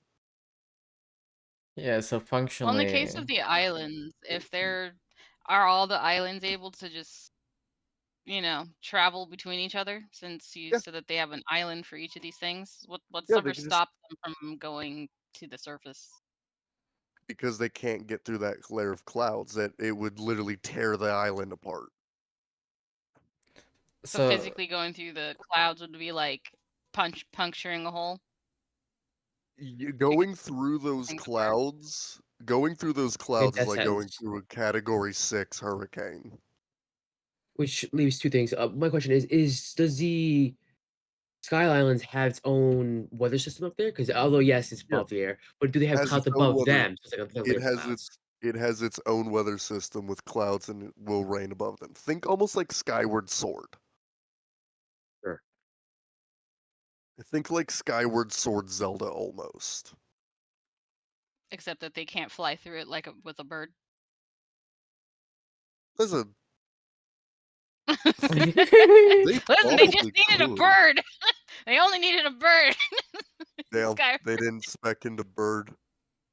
Well, you gotta Oh remember, goodness. well, I'm pretty sure in the lore no one had actually gone through except for Link. Even with the birds, it was because of the special sword that opened a hole in the clouds. I think in the lore it was just they made an island that ascended into the sky, so that way people were no longer getting murdered, but people could still go down. Just no one wanted to because it was dangerous.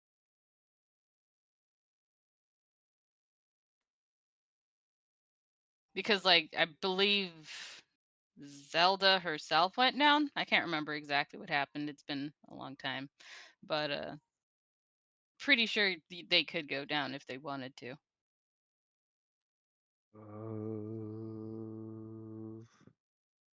I'm gonna look it up just to be safe.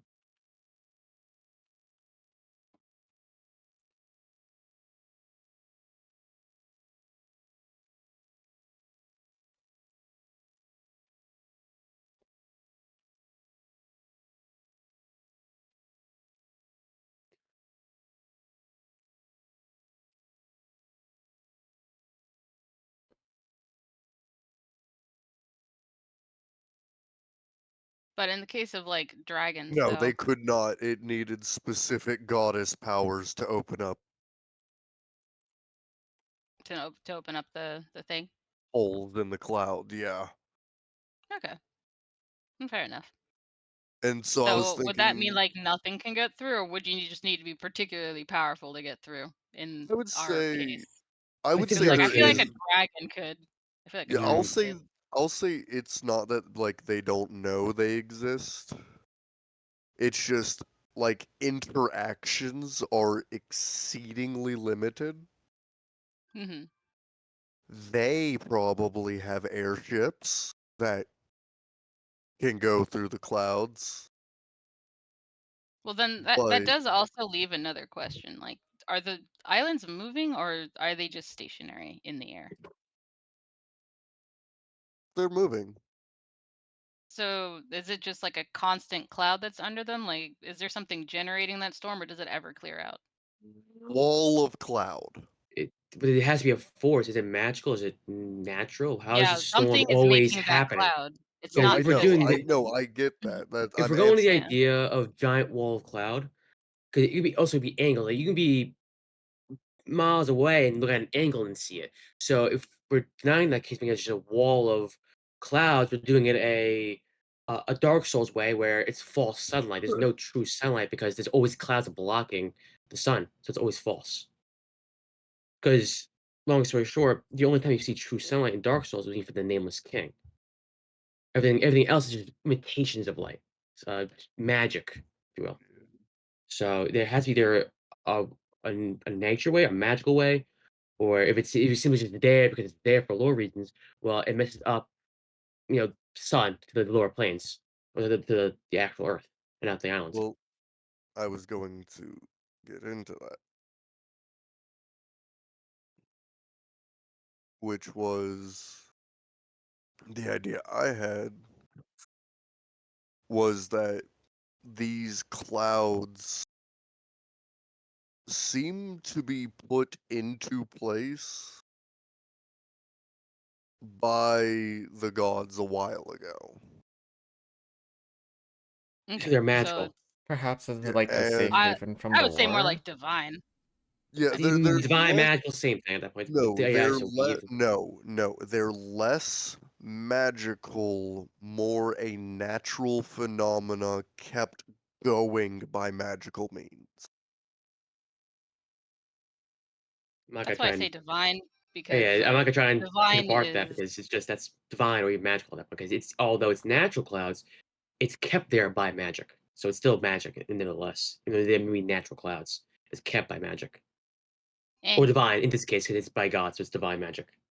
yeah, that's why I differ with There's a magic and difference, divine as you because all know. magic It's has limits. Divine is kind of infinite, like has yeah. every potential. That's why I always It goes on just till the god differentiate. eventually perishes, which it's gonna Well, do. I mean, it might still go on even after, but Yeah, yeah. even lingering effects too. But I can see that if it's just kept up by like Divine. divine means, then yeah. Mhm. So but then the And question is about divine now is like how big are these countries? Is it across the entire world, or is it like under these like a big part of the world under these floating islands itself? kind of the islands all kind of collectively move together in a big group, and it is a massive cloud underneath this group. And as the city and all the smaller islands move, the cloud moves with it. And okay, I can imagine that. Now my question is, so you said they have if there is contact, it's extraordinarily limited between the ground and sky. Would that indicate that there are some groups of people who don't have good communication with these towns, like, know that the storm is always following these islands, so they're not calling out the island itself, but more the storm that they believe that the storm is a curse by the gods because it's they don't know they not know it's they're following the island. It's just the giant storm that rings around the material plane every so often. Mm, So they're probably scared of the storm because they don't know I it's the do islands have doing it. one question, actually, what's because up? it does bring up some ideas. Um, with the fact that they, well, before I actually get that far, how do they get between these islands? Is it like portals or airships? How do they Um, just like gliders. So, gliders? yeah, so what Arius was Like, thinking is that So then like they're they not. literally move the whole islands themselves to other yeah, islands. they also just can move the island like a sky ship. Got it. Okay. So basically, from a bottom, like a surface dweller's perspective, there are like however many islands there is just like That just three. I randomly was just gonna say shift like and 3 or 4 permanent storms that just kind of exist and they just kind yeah, of move on occasion towards another yeah, storm, making a kind of, superstorm yeah. and causing some So, just physical on top of that too, devastation. you called it a category what, 6 hurricane?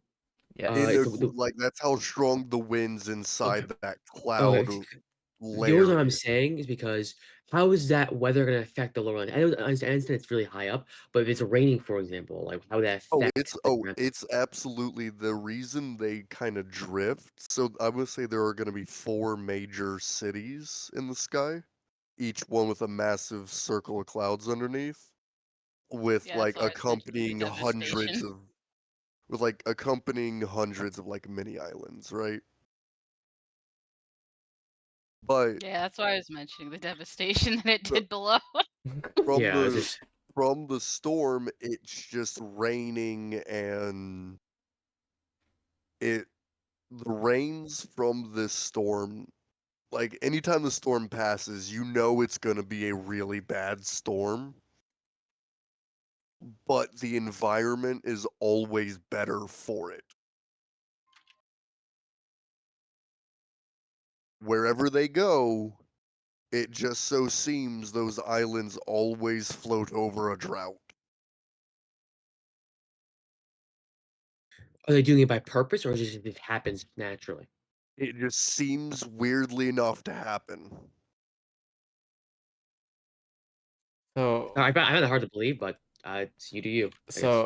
so the idea is that from the I.e., ground. I'm explaining. So I was explaining it from a surface dweller's perspective. It just kind of happens. I.e., the clouds are designed by the gods to nourish the land beneath, since it was destroyed by the gods. Yeah, so I was Yeah, gonna. but the thing is, you also mentioned that the islands are moved by the people, so I feel like Yeah, it's a happenstance is a little impossible. yeah, It's because the very Well, people move the unbelievable. island and people can't see to the ground. Well, perfect, I should say, perfectly can't see the ground. yeah, So it's just either it's the gods move the clouds, which are the islands with them, or the people move the clouds or move the islands with the clouds to follow them. It can't So what? So vice versa. okay, I think we okay. The big city ones, the ones that are sitting on the giant cloud disk, I'm thinking like the four major cities are moving on their own. The little islands that are floating around are the ones that can be controlled, is what I was meaning. Okay, so the small Okay. islands are the ones moving, not the big ones. Or Yeah, rather, they're moving as well, but not by human control or yeah, whatever they're just kind of race control. drifting like clouds. That's at least my idea. I'm spitballing. If anyone has a better fix, help Mm, me. I feel like if we're gonna have like floating islands just kind of moving around and stuff like that, it's probably better if it's all uniform, honestly, Hmm. just because it seems overly complicated to have some moving and some not. And it seems very archaic as well as very suboptimal in a design perspective. If you're a god making this world, they'd be like, this is this is not really functional. That too, and tell the dwellers as well onto it have to be on top of the islands moving because some islands are, again. I'm going to assume what we said before are have farms on them from have different things, all these different things on different smaller islands, or one big city. They have to be on top of always moving. So one island moving on its own, the big ones, and the small ones have to follow with every time. It creates a very annoying cycle of just the people have to work over it. To me, I think it's very like you say, complicated, Eldritch. I think it's very the people can move it on their own, not the gods can move it, the winds can do it. I think they can control themselves because if they Okay. lived long enough on the island and built a city on it and built all these crazy things, I'm not saying technology wise, but just they could build it, they managed to survive. They probably have a way, especially that we talked about that the islands can move so easily that they can move it on their own fruition. But they're very wise, they have very high council, or very important people who understand this geological structure to use it correctly and not use it wrongly and put it in the wrong hands. I think Hmm. that's a good way of putting it. I think that's fair. Yeah, because So I think on it's top of that as well, probably yeah, I think it's well, better if we have like these floating islands. They're all stationary, just because like in real life we do have floating islands, and they are very stationary. They're super low to the ground, of course, but yeah. yeah, And they're if always stationary.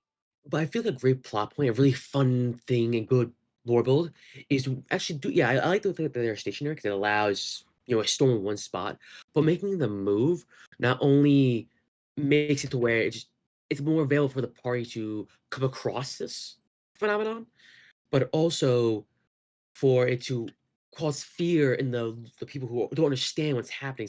They are scared of this.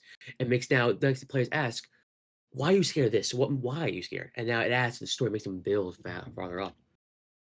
And then now people who don't know these islands, don't know these things, because bad communication, have these like let's say a holiday, but a certain fear that they have always a lookout, looking out, like a designated person looking out, or a designated group looking out for the storm slash islands.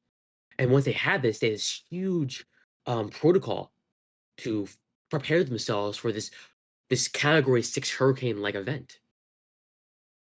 Hmm. So I think that's a really cool thing that we can do instead of having it stationary in one spot in the world is always raining and always just a torrential downpour of storms. But Yeah, that's my and input. Well, actually, we could kind of combine the idea. Like, yeah, we could say the major cities are stationary, but the smaller ones do move. That's So also that good. way there is like a rotation. So that way the world below knows that there's like a storm coming. Cause like in real life, we know hurricane season's coming. So yeah, like Yeah, for the world below, they know, oh, it's about that time of year again. So, that they can prepare for like a storm that's moving versus, it's just happens randomly. of course. Yeah, we could do that way. I like that. A compromise. and Yeah, to like middle indicate ground. that these and to indicate these storms are a little bit different than like your normal storm or hurricane, right? Yeah. I like the idea that like the water, like the rain from these stores is like it helps with plants growing faster, drought, stuff like that, but it's also just devastating. Highly magic storms, just mana storms, basically. Hmm. Yeah. I mean, it could be like a monostorm. I mean, I feel like it could be like we could build onto that if we wanted to and just be like something that like casters are really interested in because Y- maybe like once or twice or however many times they move a year, they can just there's just something in that storm that just has like Ooh, some materials they need to do magic. I like that. Like Apprentice, maybe something like Crystal go Swarm. Apprentice, go catch me a bottle of mana lightning. Pretty much. It's like Yes. only in like X time of year we can get some mana lightning. I was also Get in a thinking, bottle. yeah, I was also thinking like maybe an event happens in the storm, like once, maybe once or twice or 3 times a year. Who knows? I got throwing ideas out here. And it's similar to how Stellaris does ion storms, where it messes with magic in the vicinity of it, where all arcane kind of goes haywire, like wild magic, basically. Yeah, that's what I mean by mana Oh, storm. oh, so you mean by that? Okay, good. Good to see Like about it. Yeah, Solaris is a good game. Yeah, it's it's a phenomenal just game. hey, if you are here for a mana storm, it's oops. Open the fuck Oops. up. Open the fuck. There we go. It's don't you laugh at me. I'll cry. I'll ink. I swear to God, I'll do it. Do it. Your tears will power me. So Yes, I yeah, can I'm feel my liking the power idea growing. of a monostorm. Similar to how an iron storm works. Like Now, I think, mind you, and when I say these mana storms can just happen at anywhere randomly. yeah, but the storm is a good place where it starts, but it's always storming. Yeah, Yeah. so this one's And more constant usually source. But I always like the idea that it's a and double-edged blade. 'Cause it's well, give me dangerous. one You can get second a before you quick continue. two. You've been one What second. stuff? What? I was saying you cut me off. I was trying to say something. Cool. You guys go. I'll wait until my thing. I was saying, it can so it starts at the underneath the big islands and kind of dissipates outwards. So depending on how severe the initial storm is, you can gauge how big of an area is about to get hit with a mana wave. Maybe this because the core and the planet are damaged. This is one way the gods have kind of found a loophole to continue pumping magic into the world without it drying up. Smart. Oh.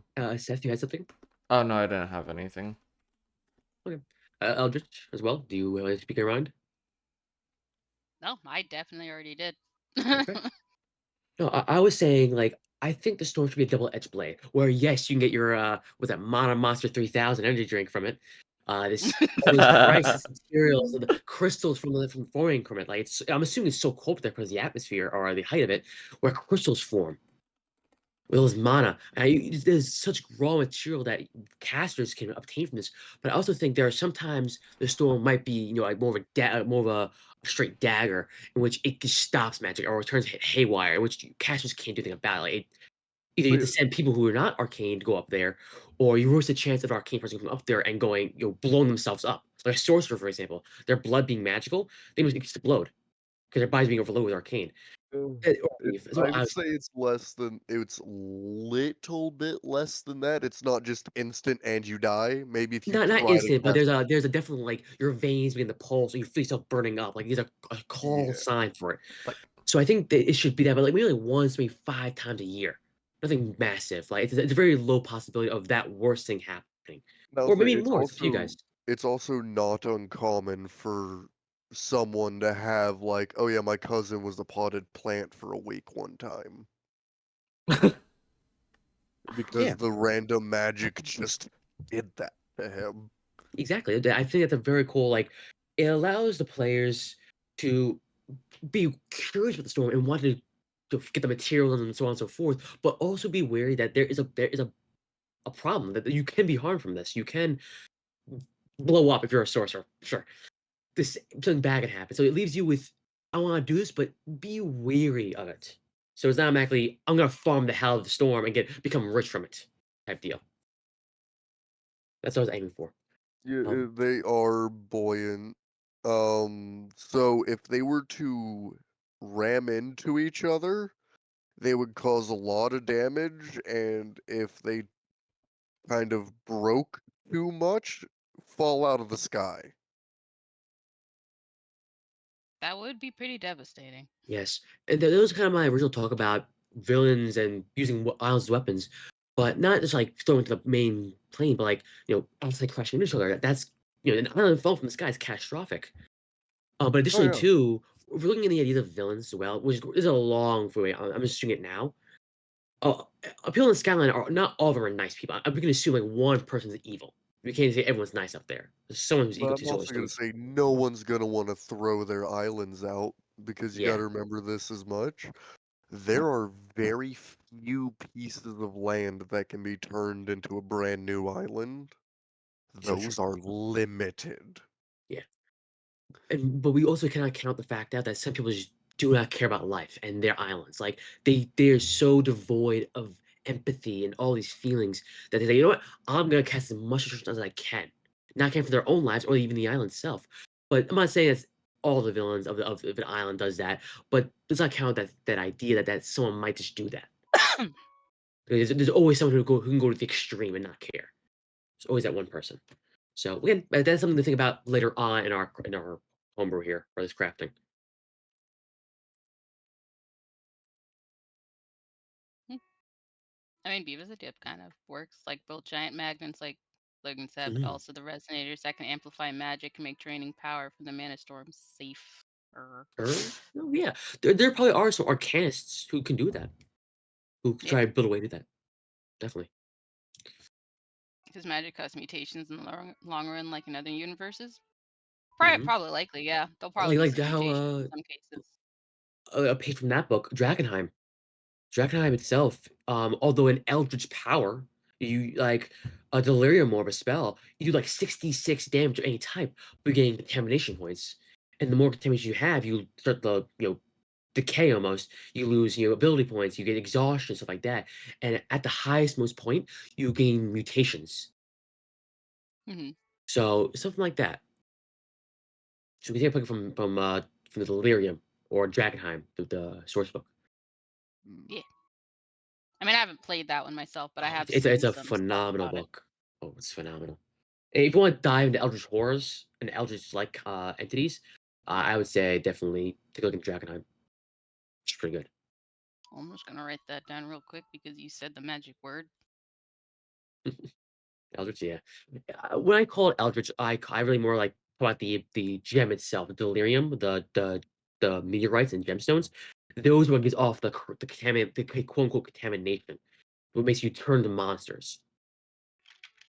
So that's Yeah, what I I like call it that. Eldritch. I'm not sure if it's actually Eldritch, but that's what I call it. You turn to a monster. You turn to aliens. Yeah, it's pretty You eldritchy. yeah. You Yeah. spread arms. The haze. It's very very creepy. I use that in one of my campaigns. I just use the Eldritch part of it, not the actual story. Look, That's fair. That's fair. yeah.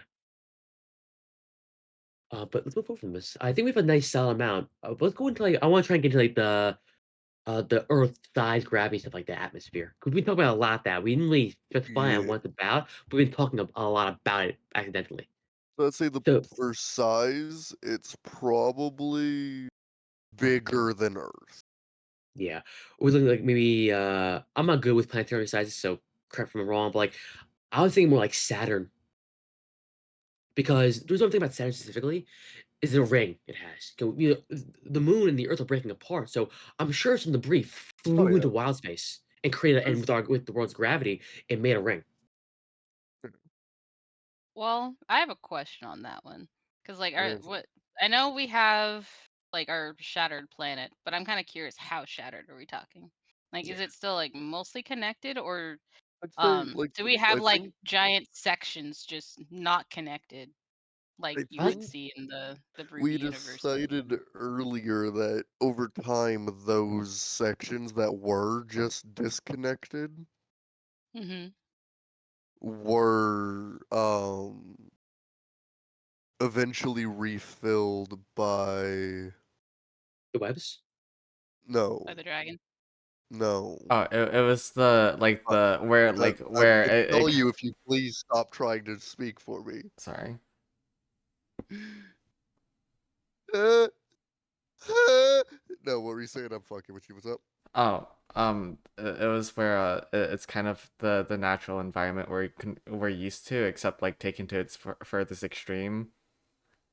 Yeah, kind of like that, where it's the like oh, inside the fissures, a jungle has formed, or there's a desert in this one, or whatever have you. There's like these Yeah. massive in ecosystems that are only found in this specific fissure.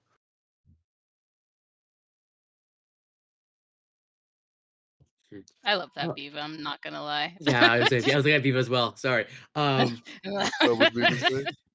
I was at Black Blood. uh, yeah. I'll read it. It says,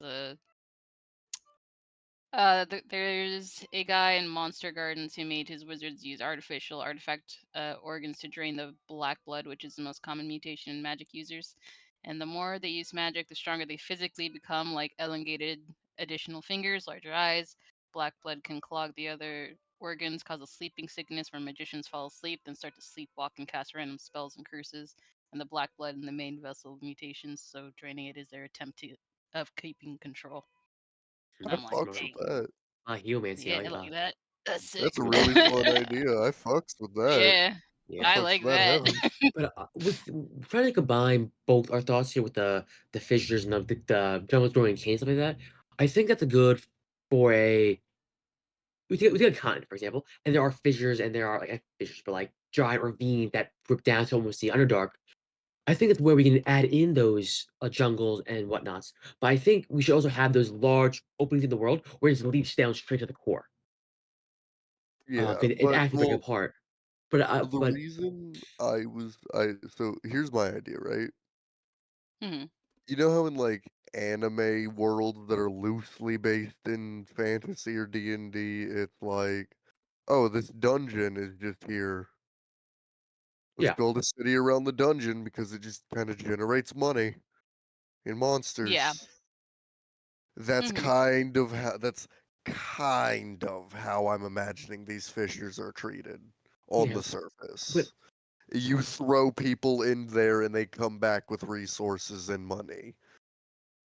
I'm mostly thinking about, And that makes as a sense. predate, but I'm talking about 'Cause one of go ahead. Eldritch. No, you go first. Mine's a little over a longer one. Um, that's fair. I was gonna say like that's actually kind of a good idea because it give me an idea of the idea. So many uses that word. Anyways, Any uh, ideas? it gives me an idea More? that where we have where since we had the Underdark, like in the earth in different places, and like all cracked and shattered, Mm, just like the world. These dungeons could potentially be parts of the Underdark. smart. Or Um, could lead to the Underdark. That as so well. here's Like a you could have a dungeon, and then you have like a deeper dungeon that because it's connected to a section in the Underdark. yeah, I like Yeah. that because okay, I'm going from with my lore because my game because I have something similar to that. Not say super similar, Hmm. but similar. Yeah, Where yeah. there's a dead village, right? It's long forgotten because it's called a plague land, which is diseased with the Shadowfell. It's cursed the land. So people have left that village long ago, leaving it to decay. It's overgrown by flora or fauna, sorry. And underneath the blacksmith's anvil, you go into the cave that where he used to get materials. It goes all down to the Underdark, in which the party would eventually find a ring city that's made by a giant. I think it's called stalactite. One that hangs from Hmm. the ceiling. So it's just long bridge goes right to the stalactite, which is its own dungeon because the owner of this dungeon, or technically it's a dungeon crawl, technically, it was a very well-known dwarf called the Forge Master that was very prominent in a giant god war in the beginning of my campaign's history. Um, so it leads down to it is 2 dungeons. It's the cave as its own dungeon, like all these little spiders and uh native species, and then it's just the ring city, which is inhabited by spiders, yes, but also automatons like golems that the this forge master created as a defense system. So I think it's a good way to make a double dungeon, one on the surface of the material plane that then connects to the Underdark, which is its own dungeon. I think it's really smart that you brought up. Yeah. But that's just my whole rant there. Hmm. Oh, and then my apologies. I'm going to have to speak again on my other little talk about the lands. I was thinking not say predate history lore, but far enough where it's hard to find, where the continents themselves were put. Like, there are some big ones and there are some small ones, but the big ones were being sealed together by that time dragon because that time dragon, which we can change this lore all we want about this person, this dragon. I think the dragon's old enough to see the Rift Force, and live past it because the time dragon's history is they have a natural ability, a trait called Cycle of Rebirth, in which if it dies, it comes back into 1 to 100 years. So it just comes back no Like a matter what. phoenix? Yeah, its egg is immune to all damage. It hatches as a time dragon wormling and regains all its memories and knowledge of its previous life. So it just knows history. So it knows what happened in the Rift Forest. It won't say anything, of course, but it knows what happened, and it's trying to bring back the old Earth by resealing it back together. That's why there are multiple big continents and some smaller ones. Because some of the continents are too destroyed beyond belief, and it needs more material Earth or more organic rock to build itself back together into its original self. But since that was destroyed, either since it was shot back into space, or it's just destroyed through like disintegration and other spells that the gods may have casted, it's just building back what it has left, what available minerals it has. So that's Yeah. why it has a multiple big continents and some smaller ones. Because this dragon is with the webs is resealing some of them. It's trying to reseal, but slowly. Okay, it's a large process. It's a big world. That's my idea. Yeah. But I don't Makes think it sense. will ever be successful. It's It will not never be. pulling it back together. It's just holding it from going further. That too, it's doing two jobs at once. It's pulling back together, which is already a hard process it is, but due to the fact that I'm calling this an ancient dragon, um, it's also maybe by the next 40 quadrillion years, like not in anyone's lifetime, is gonna try and reseal it. It's never gonna happen because it doesn't have the materials for it. The materials have already been destroyed. It's doing what it can. And due to the dragon's lack of communication with the other worlds, and only communication it quote unquote has is the holiday you brought up. The just throw materials overboard into the fissures. Mhm. It has little no communication, so it's doing it on its own accord. It's true neutrality. It does what it knows, and not what the people wants. That's my lore, my idea for this story. So pick apart all you want. I think it's definitely a lot more benevolent than it lets on. I think it's probably friendlier than it pretends to be. Hmm. I like that idea. I was thinking in the different chance of it's neutral. It's pure neutral. But it looks evil because it's doing something that the people don't want.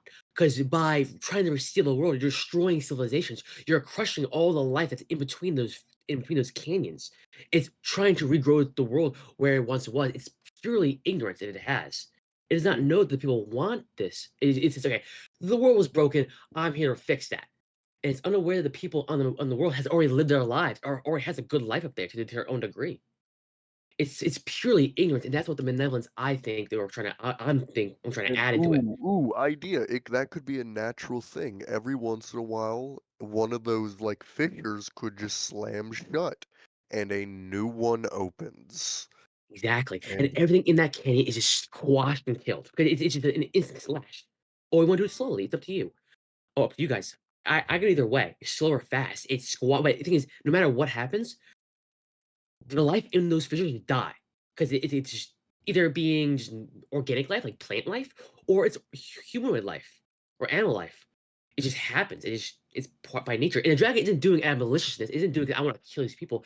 No, It's just it's pure literally nature. it's trying to fix things, but it's It's I think while it's trying to fix things, it's a feeble attempt. It can yeah, never be repaired. So every time it fixes one thing, another rift opens somewhere else.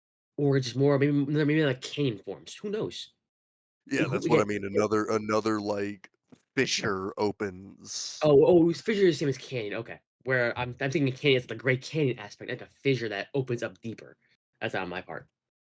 where like more monsters just there's an earthquake. Oh fuck, please tell There's me so many that wasn't ideas.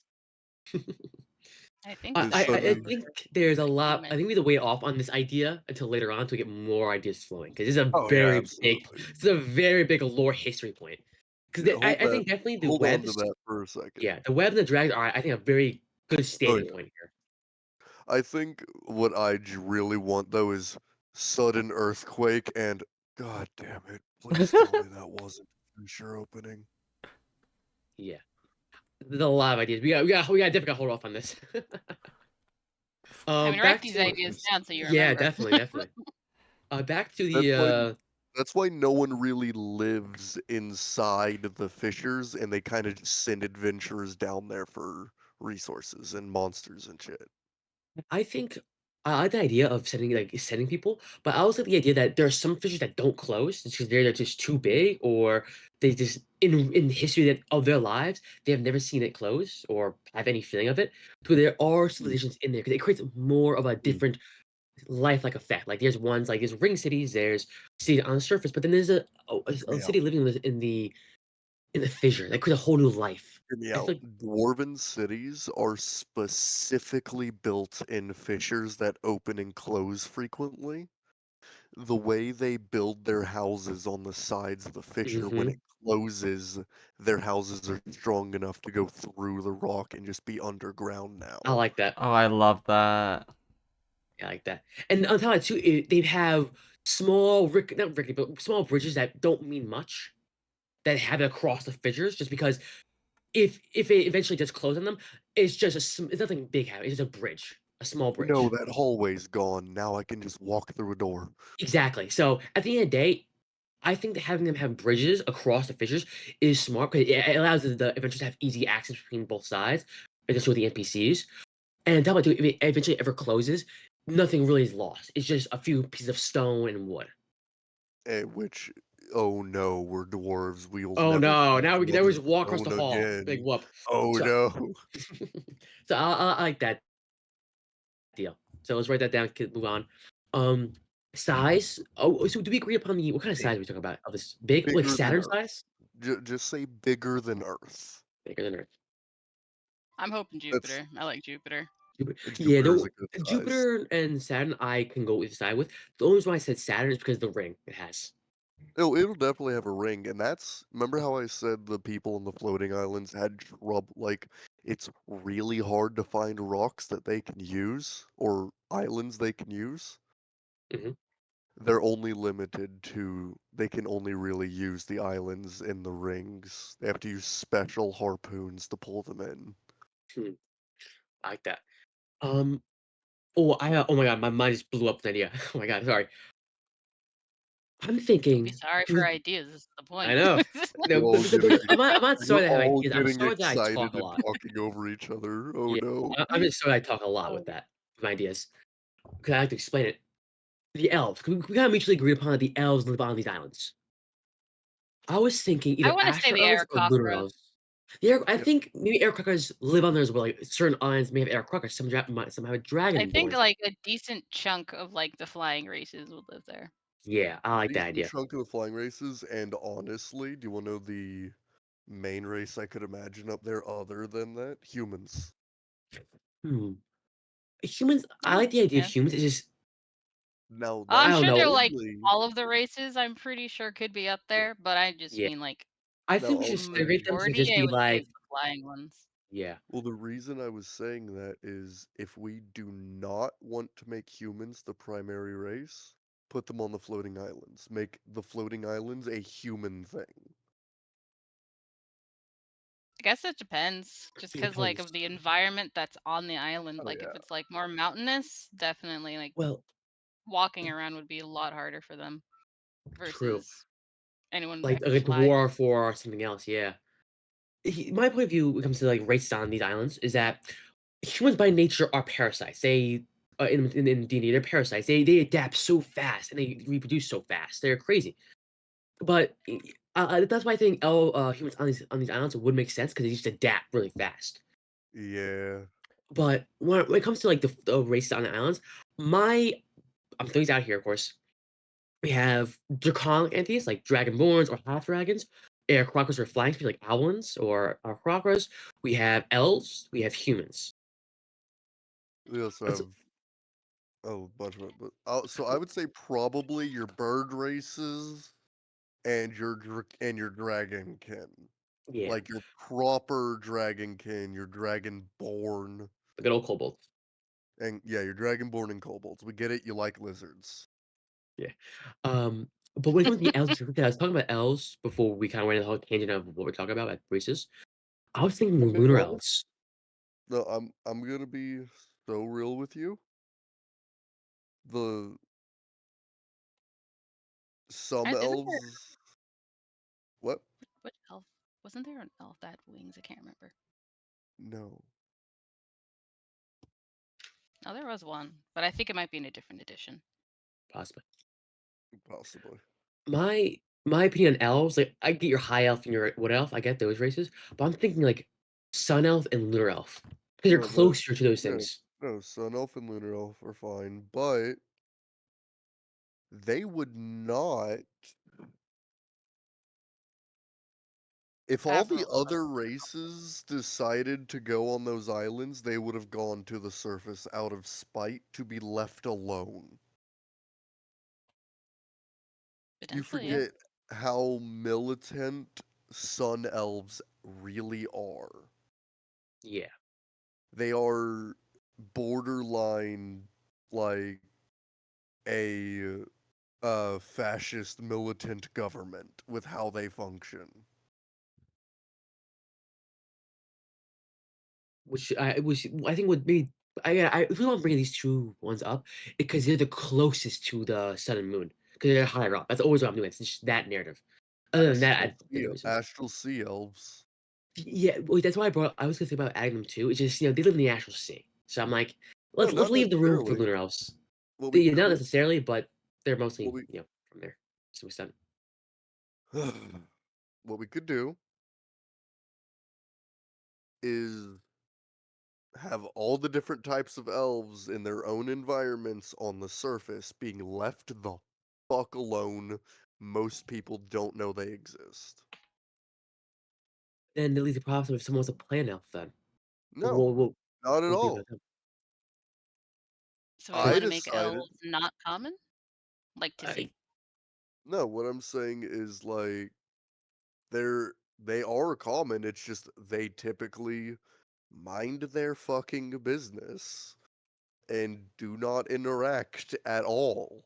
All of the elves that you see walking around are on their Kadva, which is the 300-year journey after they reach 100 years old when they first reach adulthood, where they go travel the planet until they're ready to go take over the home and go get married to an elf and have like a proper family. Most of them will have a mock family even and like go raise a half elven children with a mortal spouse and outlive them and then go back.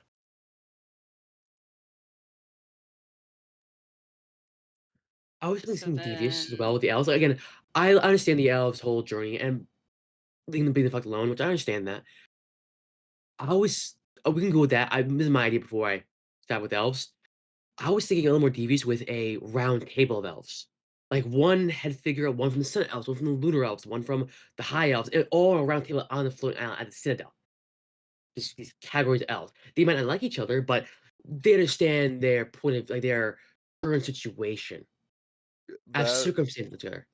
I I would feel like, say that's fine. They could definitely have that. and And each the what design I'm itself, what I'm saying is not that they are leaving each other alone.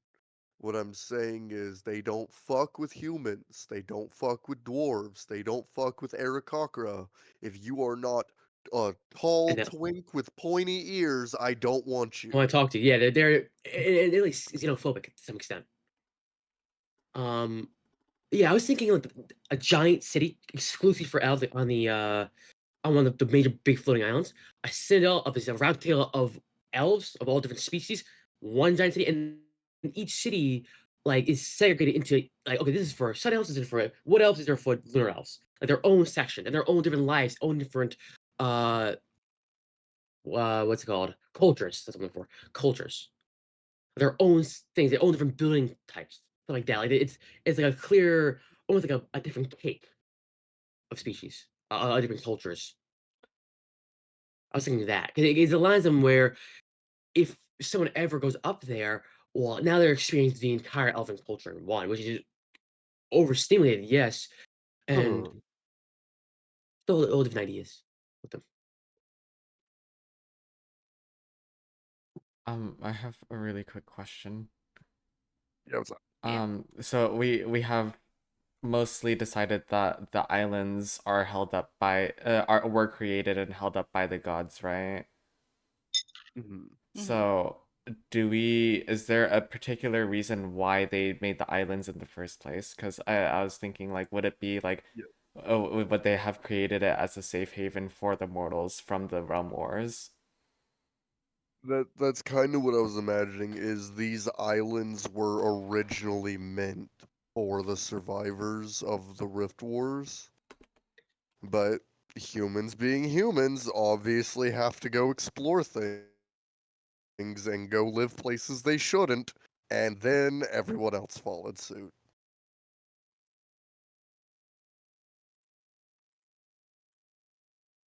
I mean, are we saying that like a majority of the humans might, or it's just like some? Because Yep. if because it depends on if the islands I think when it comes to the Because main races of the islands, I think it would come down to whether the islands were created before or after the realm wars and the purpose of why the gods created the islands. So the islands are a side effect of the Realm Wars, and are I mean, I think it depends because since you said earlier that the storms are basically like a category 5, technology is very limited, and I'm pretty sure no one's going to jump off the cliff and die. They probably would be whatever race was there when they were made. Yeah. yeah, So, whatever race it is, that really just depends. Yeah. yeah. But Because, like, I could see it to where, like, I don't think it would be predominantly any particular race, other than, like, maybe a half race, like, maybe half elves is a dominant race, or, like, half orcs, even though orcs are very unlikely, or just humans. half, or, like, well, I wouldn't even say humans either. I would just say it's a half race of some kind Well, saying that's the because reason of how long is it's been because there.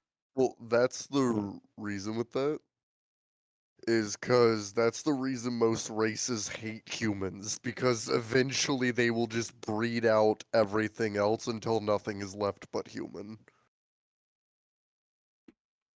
I mean, they could probably do the same thing if they did the same thing.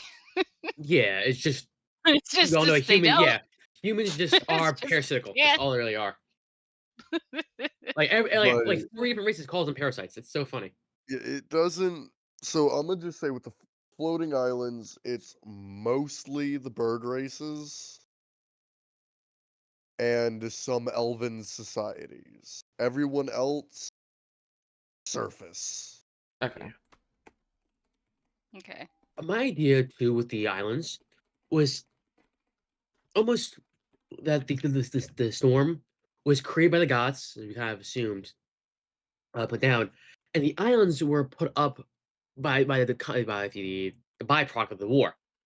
In which, since they're rifted to the core of the world, I think it's to be a byproduct of a gravity malfunction, to where although gravity is completely normal on the on Earth itself, the main land, the higher you go, it allows gravity a little more welcoming, Oh yeah, where the islands can technically hover. It's a hovering yeah. No, effect. like yeah. The higher up you go, the Gravity's a little more, gravity gets a little yeah. Good. I mean, weird. good thing we're on the same mind there. 'Cause I was hoping that we had the same thought. Like, yeah, I think gravity's a little more loose up there down to the main I area. wouldn't say I wouldn't say it's always necessarily I think it how would high depend you on what go. area. I think it Yeah, it depends on depends what on the area, because area. some I think it areas would probably have like less gravity and others would have like heavier gravity because of how fragmented it is. So I I think it think just depends on where you're at. And it could yeah, also be where random magic happened, or wild magic, or leftover fragments of divine magic, where this city doesn't really have high gravity, whereas this other one that was in the middle of the war zone out in like the Badlands has 100 times the gravity of everywhere else on the fucking planet, and it yeah. sucked. I was thinking gravity's a little less, there near the fissures itself, the where it leads down to the core. That's where gravity's the worst. Either it can be both heavy and very light, because there's an opening to Can its we have core. like some insect race there? I feel like Like some green, insect try race would live green. there. Yeah. What? Um, the trigreen, the insect The- race. Oh, I'm But I not familiar also with that just want, race. like I love the tricrine, they're cool. Imagine just ants, centaur ants. Centaur ants. Like yeah, But like I or wasps even. Yeah, but I Wasps. also Okay. want, like I'm gonna be real with you, I want the equivalent of a tiefling, but a bug. Hmm. I love I mean, That's the thing cool. with tieflings, which I find most funny when it comes to people who create them, Ant-Man. Oh tieflings are no. often seen as your atypical devil, right? Your horned people. I Meanwhile, know. it doesn't specify that tieflings can't be visually like a Rakshasa, for example, a half cat. No, they're based on any fiend. Exactly. So there are like, for example, the ice devil is insectoid, looks like a beetle almost, I or an ant. know, that's So not what I'm saying. you want a full blown race. I want a race of little bug people that are just like your normal, like, two-legged, two-armed race. Little bug people. I think you two were on two different conversations, not realizing you switched topics. I didn't, he No, no, mentioned no, no. I tricrine. understood I understood what you're talking about. I was talking about Oh, visual design, and he was talking about actual races. Yeah. got it, got it. Well, I mean, in general, in regards to the visual design, tieflings can look like any of them. Just Mhm. depends on what fiend they're related to. So, I mean, And that's not then really important. Again, I'm that's not what I was meaning. yeah, I meant just right. like a Yeah, I race that know. can I be was a just talking about what variety he was of talking bug. about. Yeah, um I was just talking about what he was talking about in specific. And then in regards to what you were talking about with the bug, I mean, that makes sense. We could Ooh, have I a thought of a name bug-like for one. him. wait, so really Oh yeah. fast with the little bug people, it's would they also be living in between the fractures like the dwarves? They Yeah, probably would be Yeah, because Yeah. yeah. insects are very good at living in very like rough Or crazy environments. rough yeah, environments. like Yeah. it's So, insane. hmm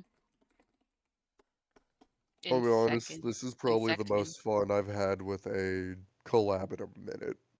Yeah, Well, honestly. that's good. We're all smart individuals who have our own backstories. Like as we all discussed in the private channel, I'm dark fantasy and steampunk revolutionary. So my area's around there, but I'm doing nothing else. But meanwhile, Yeah, you guys I have you all different. Go on. no good, good. I didn't You go. You really go. I'm not speaking for you. Go for it. No, no. I go ahead. I literally forgot. My ADHD No, makes me forget immediately. I finished what I said. I'm steampunk and dark fantasy, so that's all I know about lore writing. That's fair. That's So, fair. like I said, as someone who is can be a little more nicer, not like dark fantasy, more medieval per se. They can back up me and say, okay, add their own medieval fantasy that I could never think of. stuff like that. Or in space. Like, I'm not going spacing like Star Wars and Star Trek. I can't do that. I Like love getting Spelljamers is Right. not my book. I thought about the little bug people in second for the race. It's good. I like that. It's second. How do I spell that? It's in the IN. Twitch. INSEKIN. Oh, okay. Yeah. Little bug people. I love that. Yeah. We're talking I about like medium sized or small category sized? both. Both? Okay. Okay, tiny. Very sad. Medium, medium Yeah, no, or joking, joking. small, medium, and very rarely large. Yeah. Could that like low reason be due to the fact that the gravity could be just tough there, or stouts their height? Maybe. Who Well, knows? I mean, if you pay attention to the ocean, actually, this is where gravity is very intense, or rather pressure. Very small. They are bigger than what you would expect. Like they are bigger than the normal version because gravity just kind of made them that way, or rather the Yeah. pressure did. I See, forgot exactly. the See, I was term. wrong there. Now you see, you correct me. That's good. Because I would have given false Yeah, information. I don't remember the term. I'll need to look it up, but there's a term for it. But It's when it something comes to very gigantism. pressurized places, it's yeah, something gigantism, but Yeah. it makes them bigger than their normal size.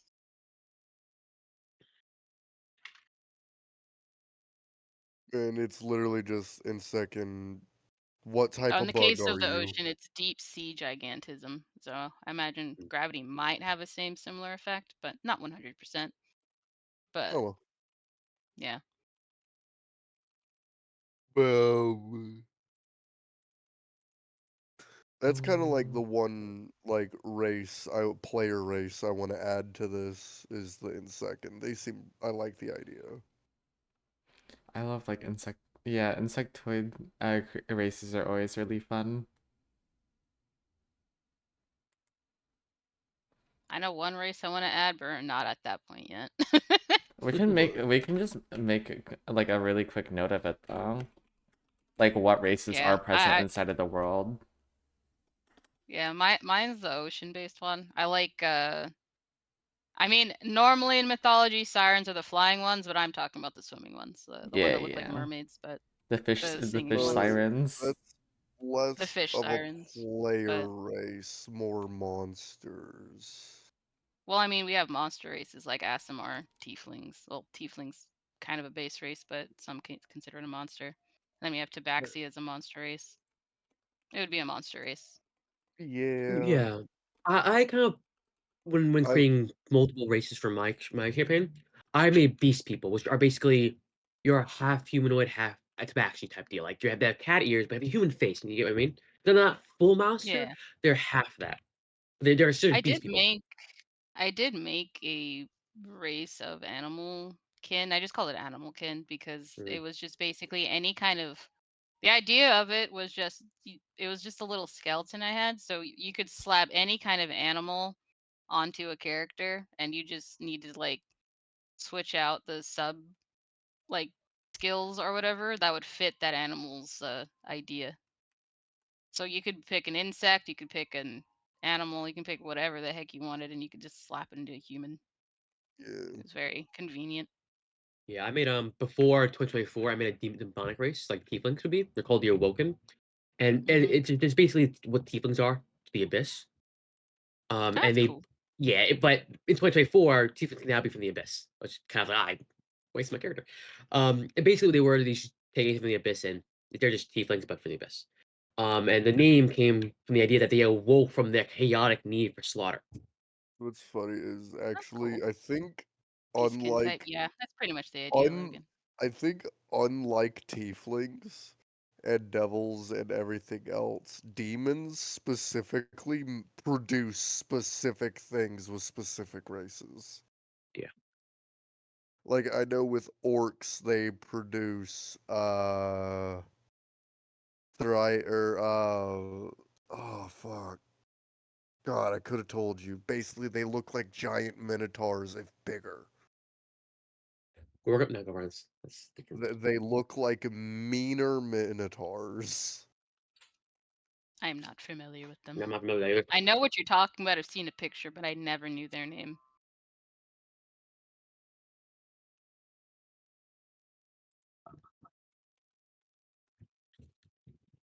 Tanaruk. Tanaruk.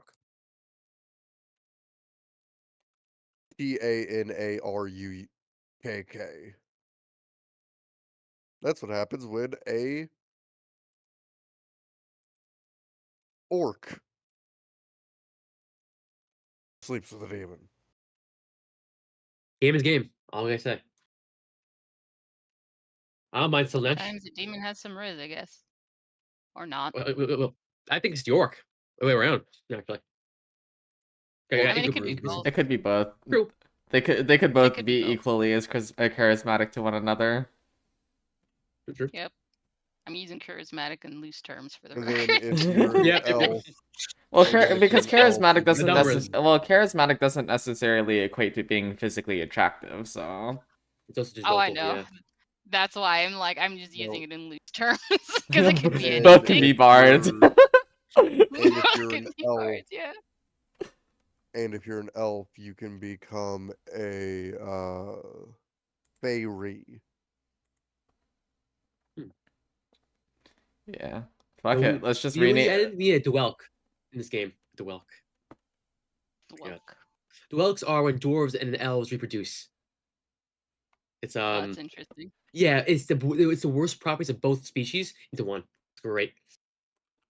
Oh god. Okay.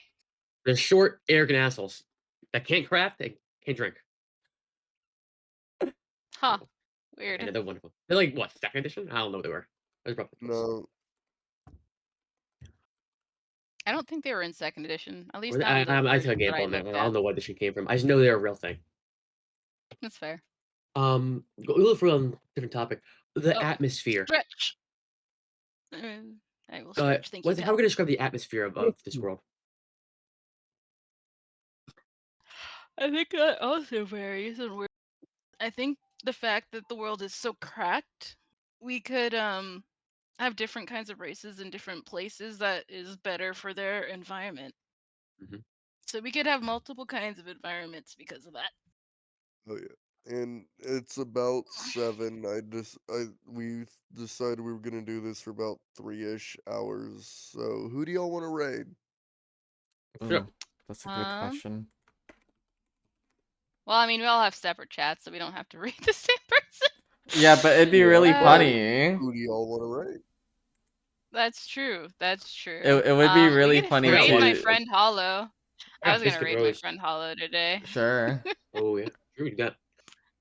Yeah. But what is their Yes, and they're Hollow Quinn VT. spell that?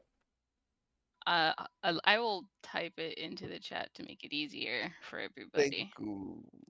No problem. Gonna be Hollow Quinn VT.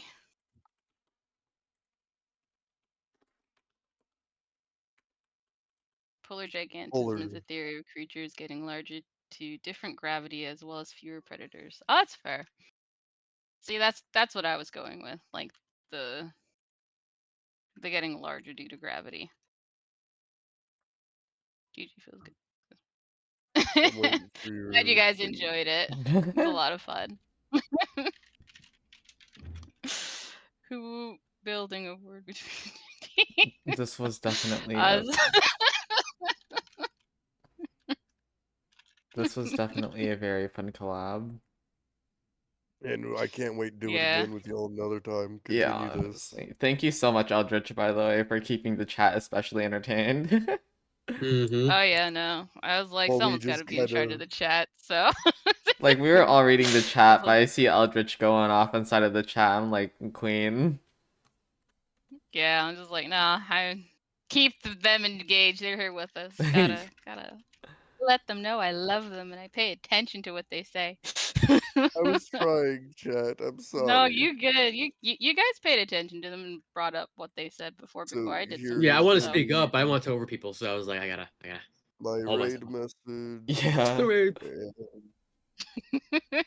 Yeah, Go and then ahead this and is do my it. raid message. Let me just type that in. So That's my raid message. So anyone who's on me or Eris, just feel free. But I'm Eris. gonna raid you guys out. Yeah, I don't Oh, have a sorry, raid Eris. message, but I'm just gonna. Yeah. All right, so gonna get everyone ready. All right, so I'm gonna raid you guys out. At least we're all gonna raid you guys out to my chatters. To Hollow Quinn, please say hello. Use my raid message if you can, but do make sure you say hello to him. I appreciate you all being here. Thank you very much for being with us and watching us world build, and thank you for those who participated and helped give us ideas. We appreciate it. We're not entirely sure when we'll do it again. Maybe next Sunday we'll discuss it, but until we find out, you guys have a wonderful Sunday. Take care. Thank you, and have a wonderful Sunday and have a good week. I love you.